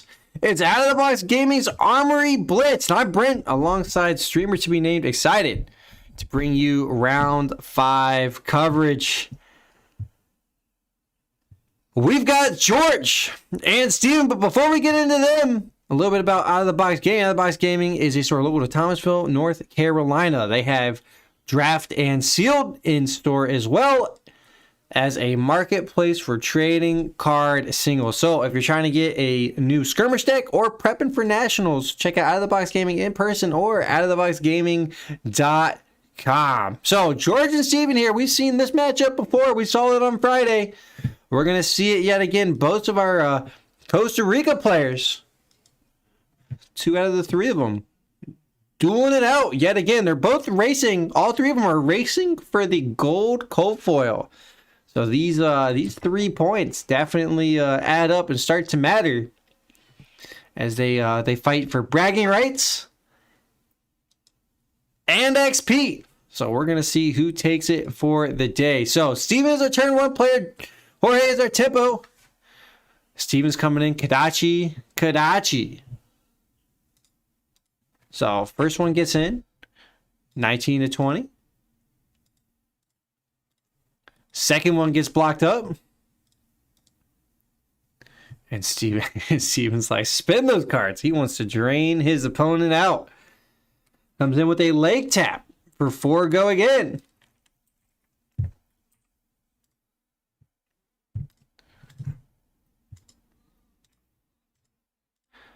Jorge's gonna block 3 of it, take 1. And then Steven's got E-Strike for 7. Jorge says, really? That's how we're going to do this? And sure enough, Jorge's going to take another one unless he sends some equipment. Steven's like, this is my revenge for Friday. Jorge ended up taking the game on Friday between the 2 of them. Very close match. But Jorge came out on top to shut Steven down, prevented Steven from taking an undefeated run. Crucially there, we see Crippling Crush. thrown away, and Jorge did not want to save it. He could have opted to take 4 damage in total to or 4 damage there from that E-Strike to keep that in hand, but opts not to.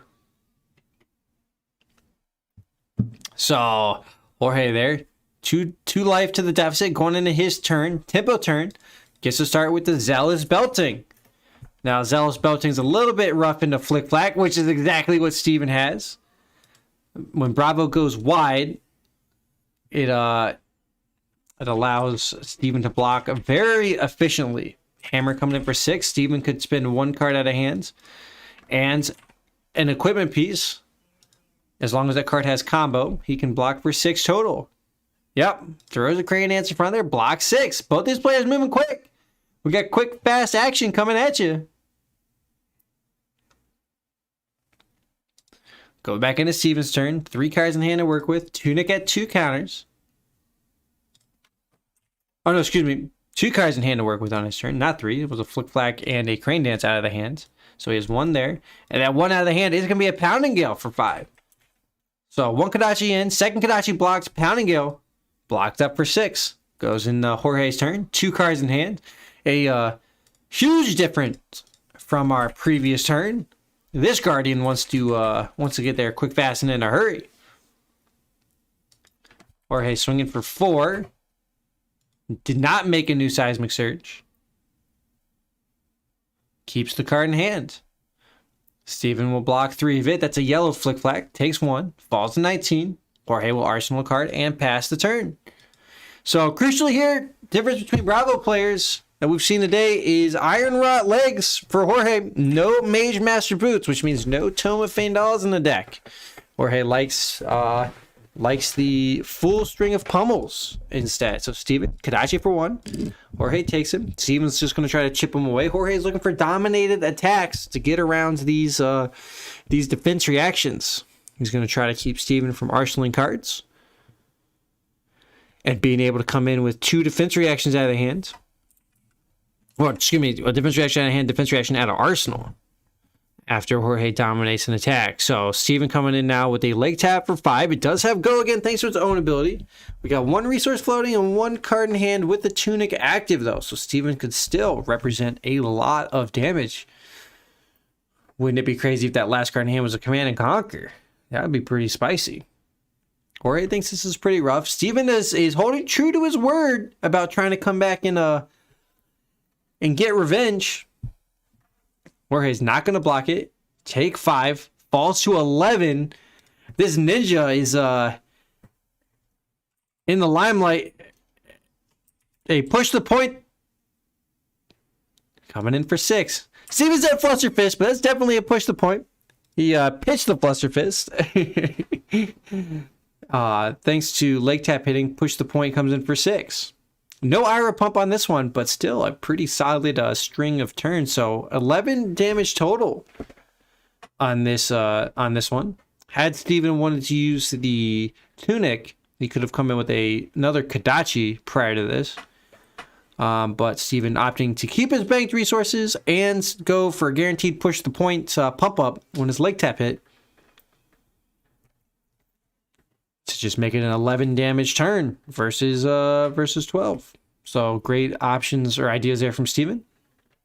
Jorge's not liking his hand. Steven's giving him a word of advice to throw it in front of it. It's exactly what the ninja player wants. They want to eat all of your cards.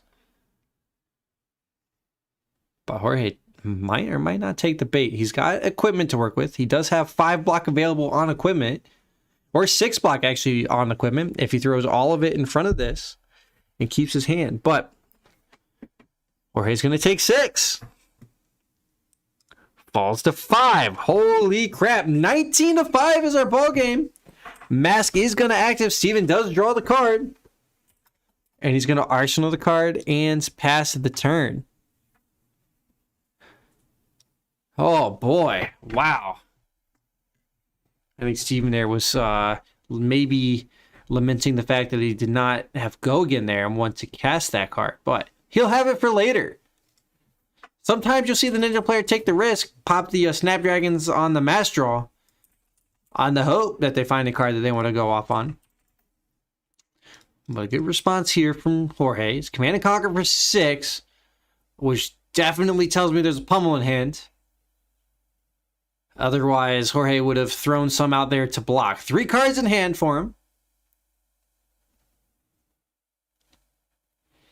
And Steven cannot play defense reaction to this Command and Conquer. Can still throw the mask in front of it if he wants.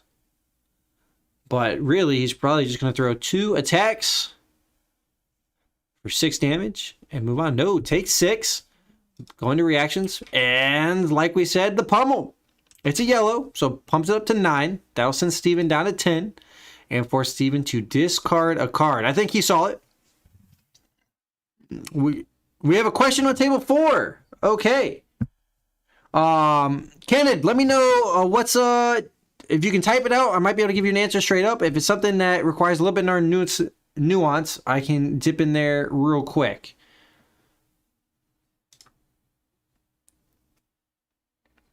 So we'll see. So Steven here goes back to his turn. 3 cards in hand. Tunic is active. He did lose his arsenal.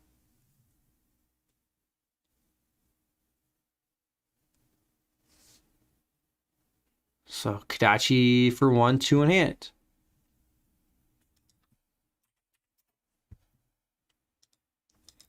I'll give you a second there, Ken, to type it out or just move down there right away. Don't worry about your time. You guys won't go out of time. I'll make sure you guys get your good extension. Kodachi for 1 got blocked. Skullcap's now gone. Kodachi coming in for 2. And Jorge blocks 2 of it.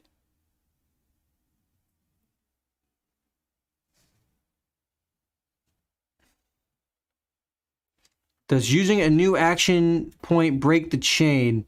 So the chain is broken if you play or activate a non-attack action. Anything that's not a non-attack action will not break the chain. If a non-attack action is played at instant speed, it also does not break it. So give us a second here. I think we'll go and just nail this down real quick.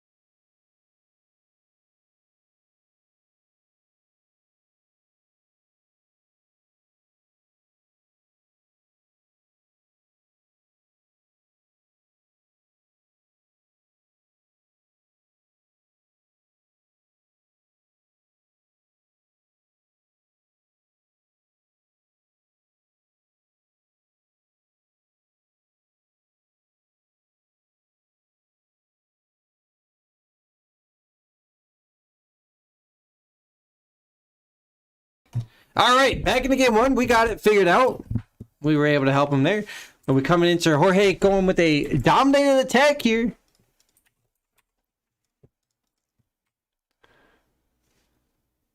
Five to 13 is the ball game. After a sigil, we see that in Steven's graveyard. Came up from 10. Cartilage Crush for 7. Dominate. 2 cards in hand. Steven does have a card in arsenal. He does have a mask. And it's going to be effectively a Frostbite token.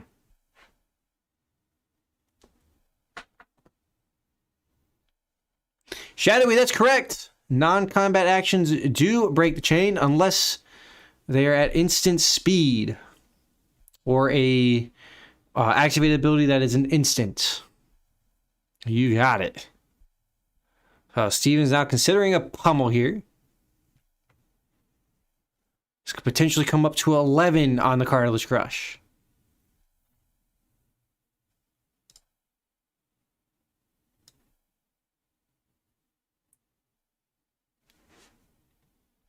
So Steven's still considering it. Does not normally want to get crushed here, but he might be okay with it. Yes, Channel Lake Frigid does make the weapon cost 1 more, I believe.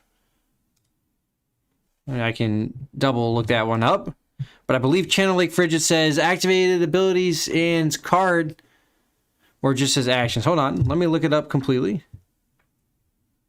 Why can't I can just give you a clear answer? I hate when I go off the top of my head and I get it wrong, so I like to look it up a lot of times. Yep, it's an activated ability, so it'll cost an additional 1.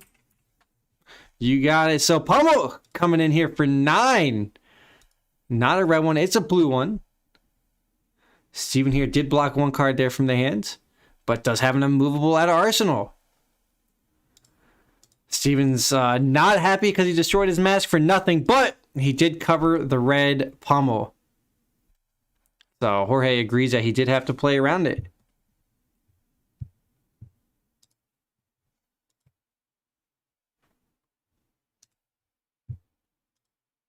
So, going into Steven's turn, coming in with Kodachi for 1. And 1 other card in hand. He does have a Tunic available. That's still banked up. Jorge is starting to get low on life, though. Does not want to get locked out. He does take the 1, begrudgingly, I might add. Then blocks 2 with his Tectonic Plating. He will have 1 block left on both of those that he can use for future Kodachis.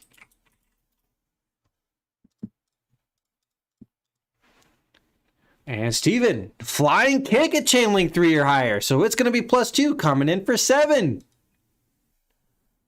That's pretty spicy. Jorge, though, blocks 5. Oh, hello. Takes 2. The Matrix again. It's attacking us. So, Creator Fist is going to destroy itself. The legging is going to destroy itself. Jorge's going to take the 2, fall to 2. And that's it for Steven's turn. But Jorge's looking very, very bare. He's going to need a huge... he's going to need a crippling crush attack here, really, to kind of swing this tempo back. Spinal Crush is actually a good option as well, potentially. 9 with Dominate. And crucially, a crush effect that will prevent Steven from utilizing Go Again.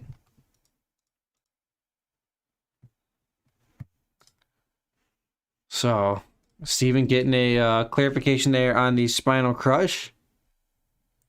For everybody else, if it deals 4 or more damage, the crush effect is active. And then action cards, activate abilities, and attacks that player control loses and can't gain Go Again during their next action phase.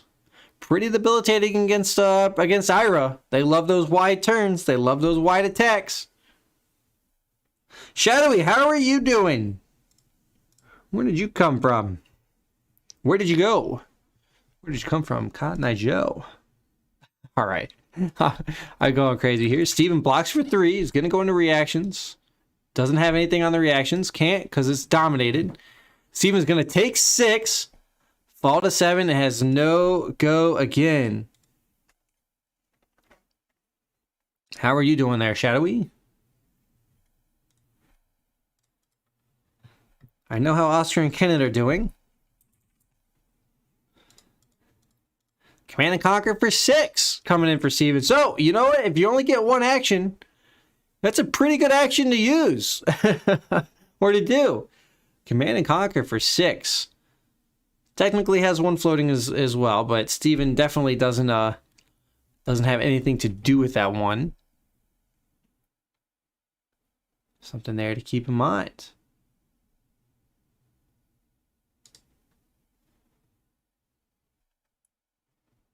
So, Jorge now making the decision here. He can't play defense reactions to this.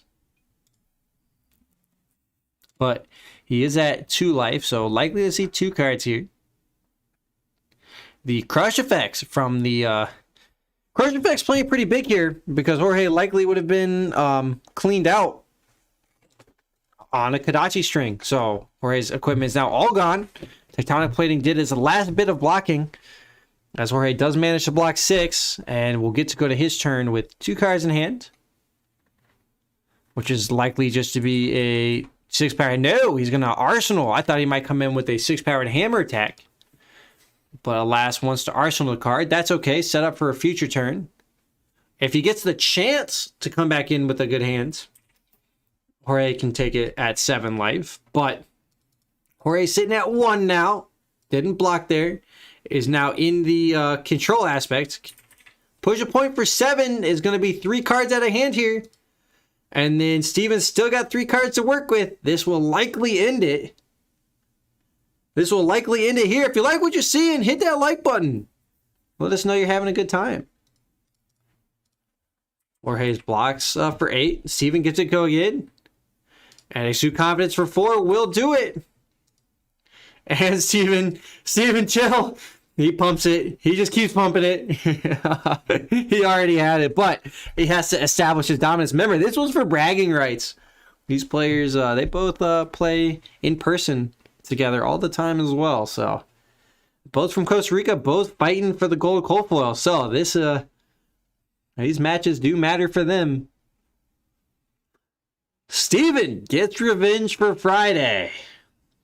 Nice. Good stuff for him. Well, that wraps up here for round number 5 of coverage of Out of the Box Gaming's Armory Blitz. We got the prize giveaway and round 6 coming at you.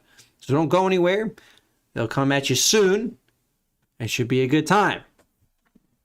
And until then,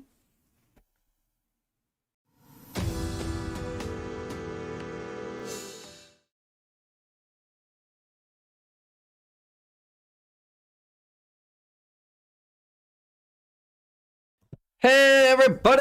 We'll wait till I'll wait for the YouTube in case anybody's got to go through advertisements. We'll give it a few minutes. How's everybody doing? How's everybody enjoying themselves? No, I'm enjoying myself. Oh, look at that! We beat our goal.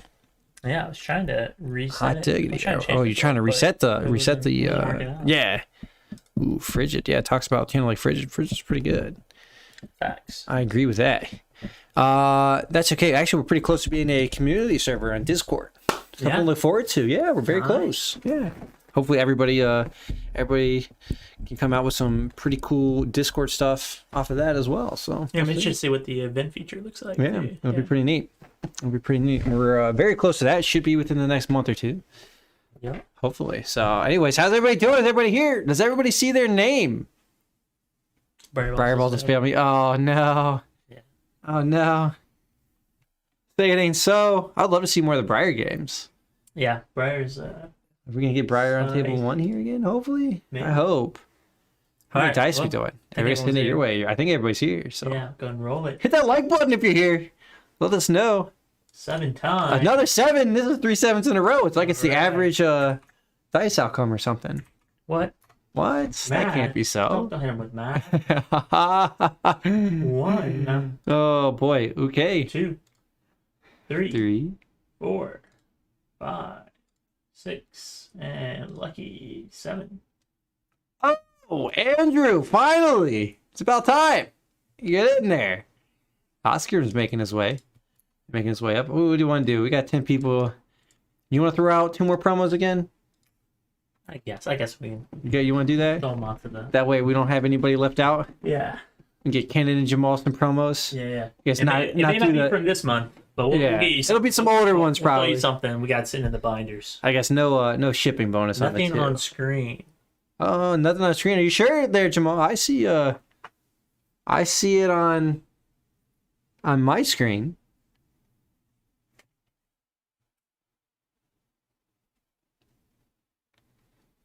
I don't know, maybe try rewinding it later. But I'm try refreshing sure rewinding. Nope. JK. Okay. I see. Oh, you missed it. You have to rewatch it. Yeah, we're gonna get round 6 pair. We'll get you guys some promos there for 9 and 10, but probably no shipping deals on those ones. But yeah. But at least we can make sure that nobody goes home empty-handed today. Oh, well, how do I unrefresh this? You can hit back a little bit. Just rewind it. It is a live stream, so you can go backwards and forwards. VOD. It's VOD, yeah. Or the VOD, too. It's a live stream VOD, you know? Oh, don't get fancy. Oh, we're getting too fancy here. It's the YouTube. I think we're ready. Are we ready, though? Are we ready for round 6? Who's ready for round 6? If you're ready for round 6, hit that like button. Hit that subscribe. Hit that Discord. And just get ready in the lobby, because, you know, it's going to be some fun games. I'm hoping we see... Do we get the... Do we get the Briar? Ooh, Oh, I think we do. I think we do. I think we do. I think we have Hello. I think we Or do. no, Briar versus Ninja. Briar versus Ira. Yeah. Ira, yeah. All right. Yeah. Round 6 can be pretty cool. All right, guys. We'll see. We'll see you for that.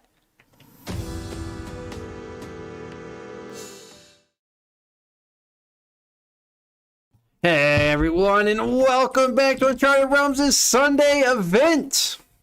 We got the final, last but not least, rounds here for you. Round number 6 of Out of the Box Gaming's Armory Blitz. A little bit about Out of the Box Gaming. Their store local to Thomasville, North Carolina. They have in-store play and a marketplace for trading cards singles. Yes, Oscar, we're sending him a message. He should be on his way. For round number 6 here, we got, of course, Steven, but rocking the awesome Briar is Chris, and we're gonna hopefully watch Chris come back and take a W here. But Steven has been pretty much unstoppable lately, taking down everybody, crushing the competition, not allowing himself to get dominated by the Bravos and Oldhams. So we now have the Ira v. Briar, though. So take that into account. Who do you have in this matchup? I mean, power level, probably have Steven, but for my heart, I got to vote Chris. And I got to vote against Steven on general principle. I can't let this man continue to win. Somebody's got to knock it down. You know, we need a good back and forth action. I jest. We look at equipment here. Big thing about Steven, he killed me in this matchup. He is hardcore ninja in life and in hero. And look at his equipment here. He's rocking no rune, and it's not because he doesn't have it. He rocks the no rune on choice, and I'll quote him, because I'm a ninja. And so that's why he has the breaking scales and no rune here. So here we go. We got Chris, took 4 damage here.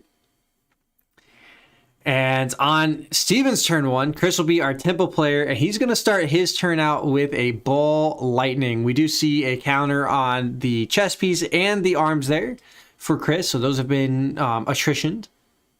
Ball lightning is coming in for 1+1. So Steven's going to block with the scalers to block the 1. No ball lightning effect there, but ball lightning has an awesome effect there, that whenever a lightning or elemental action card would deal damage as combat chain, it deals that much +1. Arcanic Shockwave is going to be the follow. It is going to be fused. It's going to do 2 arcane damage here. So this was fused. So Arcanic Shockwave has a nice, awesome ability. Whenever you attack with Arcanic Shockwave, if it was fused, deal 1 arcane damage to target hero. That'll combo with the ball lightning to make 2 arcane. And then it is going to be a 4 attack +1. So falls to 18, Steven does on the arcane.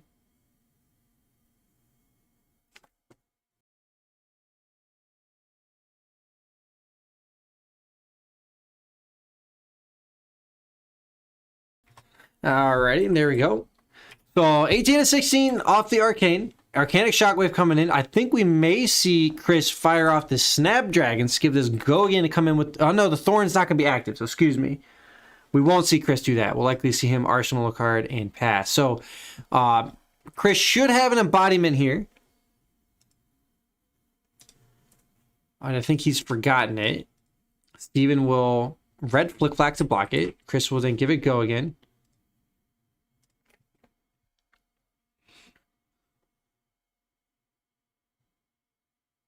Steven lets him know. He usually taps cards to see that block. So we'll go back. We'll go back a little bit. There we go. Embodiment's in here. That is correct. Chris should have an embodiment. And he had missed it originally, but we'll allow it to go back. It's all good. Snapdragon Scalers. It's actually, theoretically, Chris could... the embodiment only becomes relative when Chris goes to block. So I think theoretically, Chris could actually probably get away with forgetting about the embodiment all the way until he goes up to block the next turn. That would be a very interesting judge situation to work through. But anyways, I won't yap about that. We got Shock Striker going on. Once per turn instant. Or excuse me, it has a once per turn instant. Chris can pay 2 to give Shock Striker, if it hits, deals 1 damage. But it's a 1 for 5. Steven will block for 5, so we won't get any pump effects or on-hit effects. Steven was able to block for 5 with 1 card, thanks to Flick Flax plus 2. So that leaves Steven 2 cards in hand. 1 card in Arsenal. Chris, no cards in Arsenal. I thought we might wait on the Snapdragons. Chris there not rocking the legendary Runeblade equipment that came with Briar in the set. Opting instead for the Snapdragons that he's already fired away. Chris here might not have known that his opponent was going to take 0 no rune. But alas, you got to make that decision prior to finding that out. So Steven here just pitches an immovable to come with 1 Kodachi and then pass the turn. So 15 to 18. Steven only taking Arcane on the last turn. And we move back into Chris. Chris is going to have a full grip. 4 cards to work with. The embodiment goes away at the start of his turn. And we'll see if he can't get some Rosetta Thorn action. Rosetta Thorn is pretty strong. Especially strong in this matchup where that arcane damage is not going to be able to get blocked. If you've attacked with a non-attack and an attack action card, Rosetta Thorn then gets a when it attacks, deal 2 arcane damage, as well as it attacks for 2 physically base. So it's usually a 2 for 2. So Chris's turn here. Chris did not realize it was his turn, was waiting for Steven to continue the chain. And we get there. So Chris was expecting more, but alas, we don't get there. So Chris is very happy about this one, because this hand actually looks pretty good. Weave Lightning to start. It's a yellow, so +2 to his next attack. If you fused it, it'll go again. It's going to be a Flicker Wisp. That makes a Lightning of Embodiment. Flicker Wisp is fused.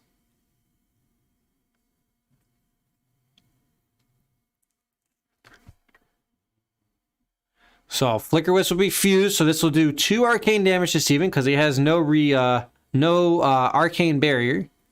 Even if Steven did have arcane barrier, this still would be 2 arcane damage due to how you can stack replacement effects. So Steven falls to 16.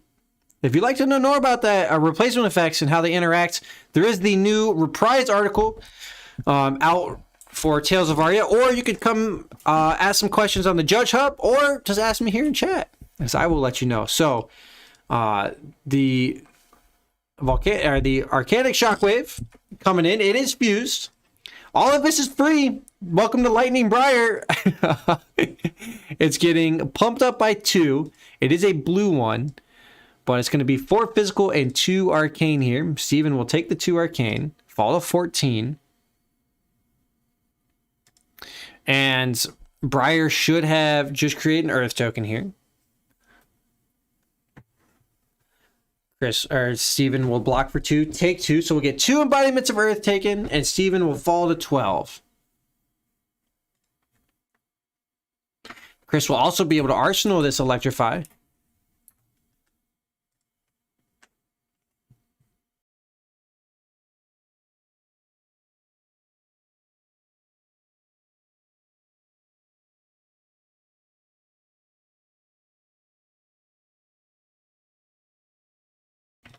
All right, got the health totals updated there for you. It is going to be 15 to 12. In Chris's favor, 2 embodiments. Electrify. Chris will be able to put the Electrify into Arsenal. And Electrify is pretty awesome. Well, he might. Actually, he's going to probably come in with the Thorn. I stand corrected. No! It's a 2-2 Thorn, Chris. Come on, baby. That's why you got it. To put the Electrify into Arsenal, which actually I'm not surprised about. Electrify is one of the Psycho cards in the Tales of Aria set, where you can play it out of Arsenal in order to draw a card, and it will pump up some effects. I actually would have loved to have seen Chris come in with the Thorn, though. I think you can get more value on a 2-2 attack. But alas, he wants to set up for future turns. So Chris has 2 Kodachis to work with, no blocks. Excuse me, Chris has 2 embodiment of Earths to work with. Steven coming in. First Kodachi hits, second Kodachi for 2. Chris does still have block on his grasp. It would be his arm piece.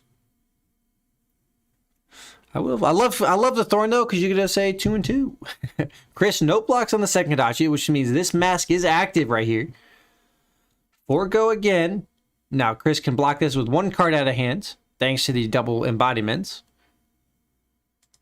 Which is why Briar can be super strong on these embodiments. It makes your non-attack actions pretty big.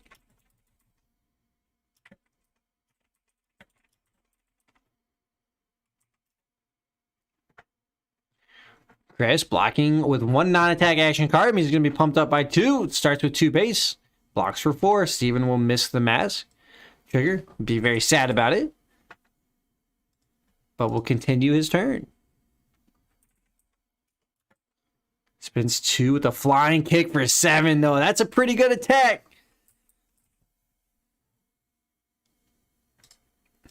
So a flying kick normally has a base power of 5, but it is chain link 3 or higher, so it gets +2.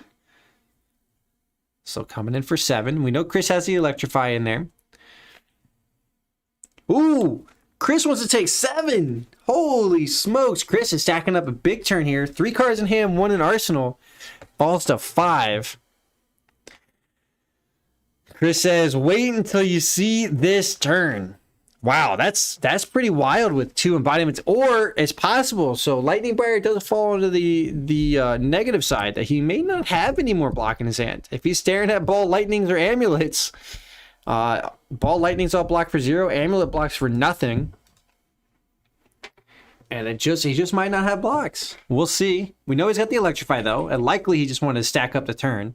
So Electrifies the pitch. The next time an attack action card hits a hero this turn, it deals 2 damage.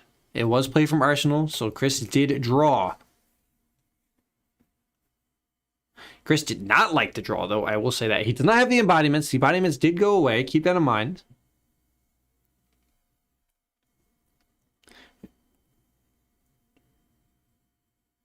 Well, Chris said Ball Lightning, but it's a Plunder Run. Arcanic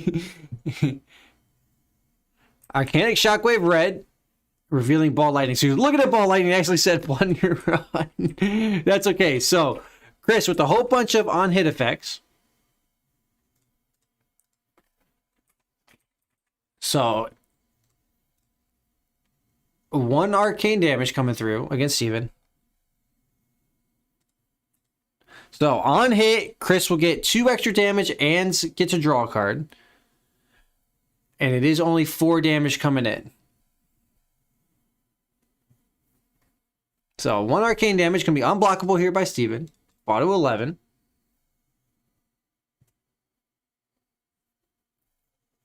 Man, Steven's looking at 4 coming at him. Now, Chris may have some lightning press here.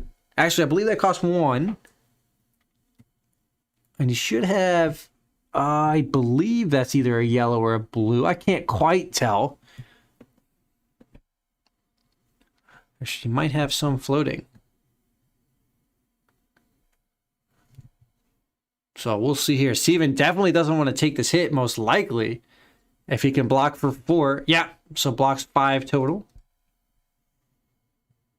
We may see a reaction here from Chris. Nope, doesn't fire off. Chris does have a go again on that one. Is going to Ball Lightning. Well, we knew that was a Ball Lightning. I'm sorry. He had fused it. He had showed it. You're probably screaming at me, saying that we know what it is. So, Ball Lightning. And still the on-hit effects. No resources floating for Chris. And Steven will block 2.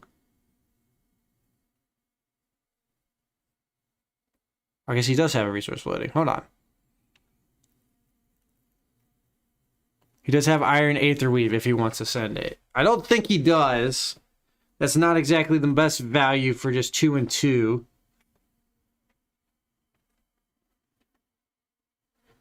I think Chris should just pass the turn and move on. That's exactly what he does. Yeah, and definitely don't want to pop your equipment there. Gets to go back. Steven gets to go back to his turn. 2 cards in hand to work with. So just gonna start with the Kadachi string. We may run into the problem here with Chris that even though he's got these embodiments, he might run into a hand of just no blocks. Remember, Ball Lightning doesn't block for anything. Amulets, if you do have them in the deck, hopefully not, don't block for anything. And a few other of the instances don't block, so keep that in mind. You can get super spicy. Shock Striker blocks for 2. Does cover the Ira pump. And so we'll see Steven's third attack here. 11-5. Steven is up. Torn at tempo for 5. That is a lethal attack at Chris. 0 cards in hand here for Steven. So Chris will likely throw 2 cards in front of this. But he may opt to take some damage. Not in a good spot here for Chris, though. Now, Steven, though, finally finds a red attack on these turns. We've been seeing too many blue attacks for 2 that don't cover it.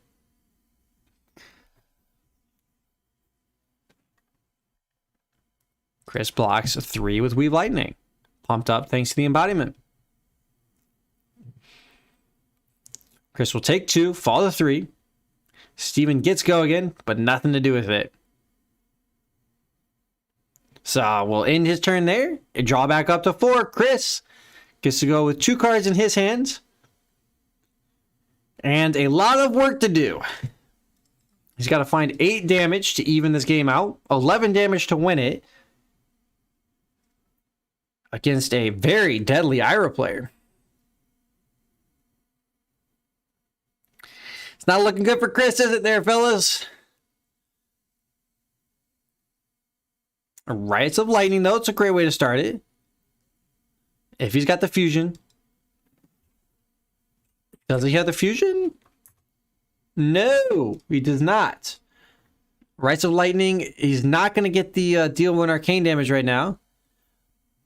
And it does not have go again, so it's just for 4. Chris only had 2 cards in hand, so he was not able to. Yeah, that makes sense. I would like to have seen Chris make a rune chant there. He does have 2 floating. He's going to leave 2 floating here. Chris could have made a rune chant here.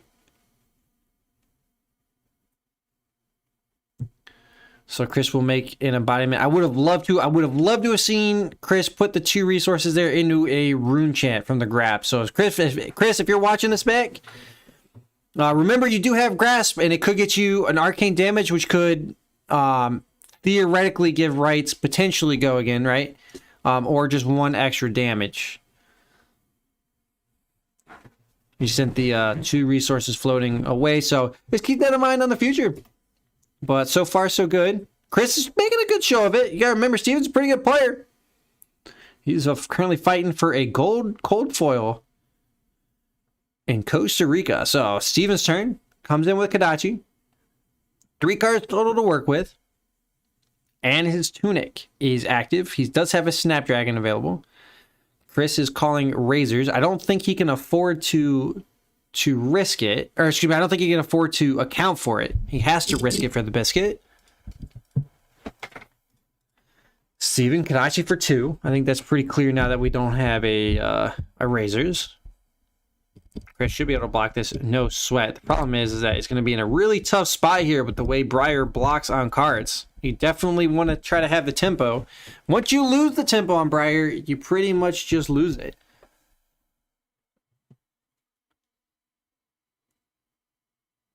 Steven here. Coming in with his Pounding Gale for 5. Oh, that could honestly potentially end the game. We're going to find out. Ball Lightning's again blocked for 0. Chris blocks 5 with 2 cards out of the hands. That's Electrify, going to be 3 pumped up by the embodiment. And a 2 on the Entwined Lightning there. That's hiding behind it.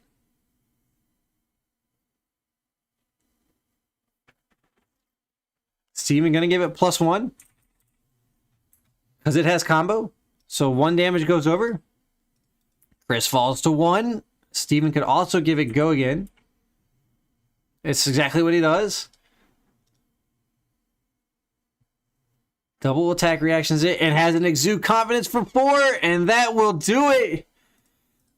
What? Oh man, Andy didn't have a ball. Lightning couldn't even block it. Yep, sometimes that happens on the block.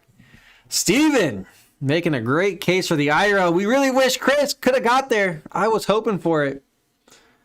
But you know, I think everybody might be sleeping on the Bramble Spark stirs. Keep that in mind. Earthbriar is not too bad either.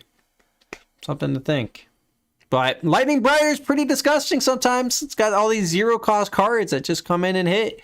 If you can keep the tempo, if you can run with it, boy, do you get there. But Chris never got the chance to do it, even though he was trying. But Steven, excellent job today. Gets to go, I believe, undefeated, right? Maybe not. Maybe he lost one in the first round or one of the earlier ones. I'm not sure. I'd have to recheck it. But still, on stream. Oh, no. Yep. On stream, he did pretty well. I can't remember a loss on stream, so. But yeah, so that'll do us up for us in round number 6 of Out of the Box Gaming's Armory Blitz. We'll close it out here. On behalf of myself, James, and John, Uncharted Realms, we appreciate you guys for coming out, for watching the stream, for playing in the events, and we'd love to have you at future ones we run events Friday at 5 p.m. Eastern Standard Time and Sunday at 2 p.m. Eastern Standard Time. So if you're enjoying the gameplay, if you want to join in, come out, have fun, join us with it. We'd love to see you. But that'll do it for us here. Thanks, guys, for coming out, and we'll catch you guys on Friday.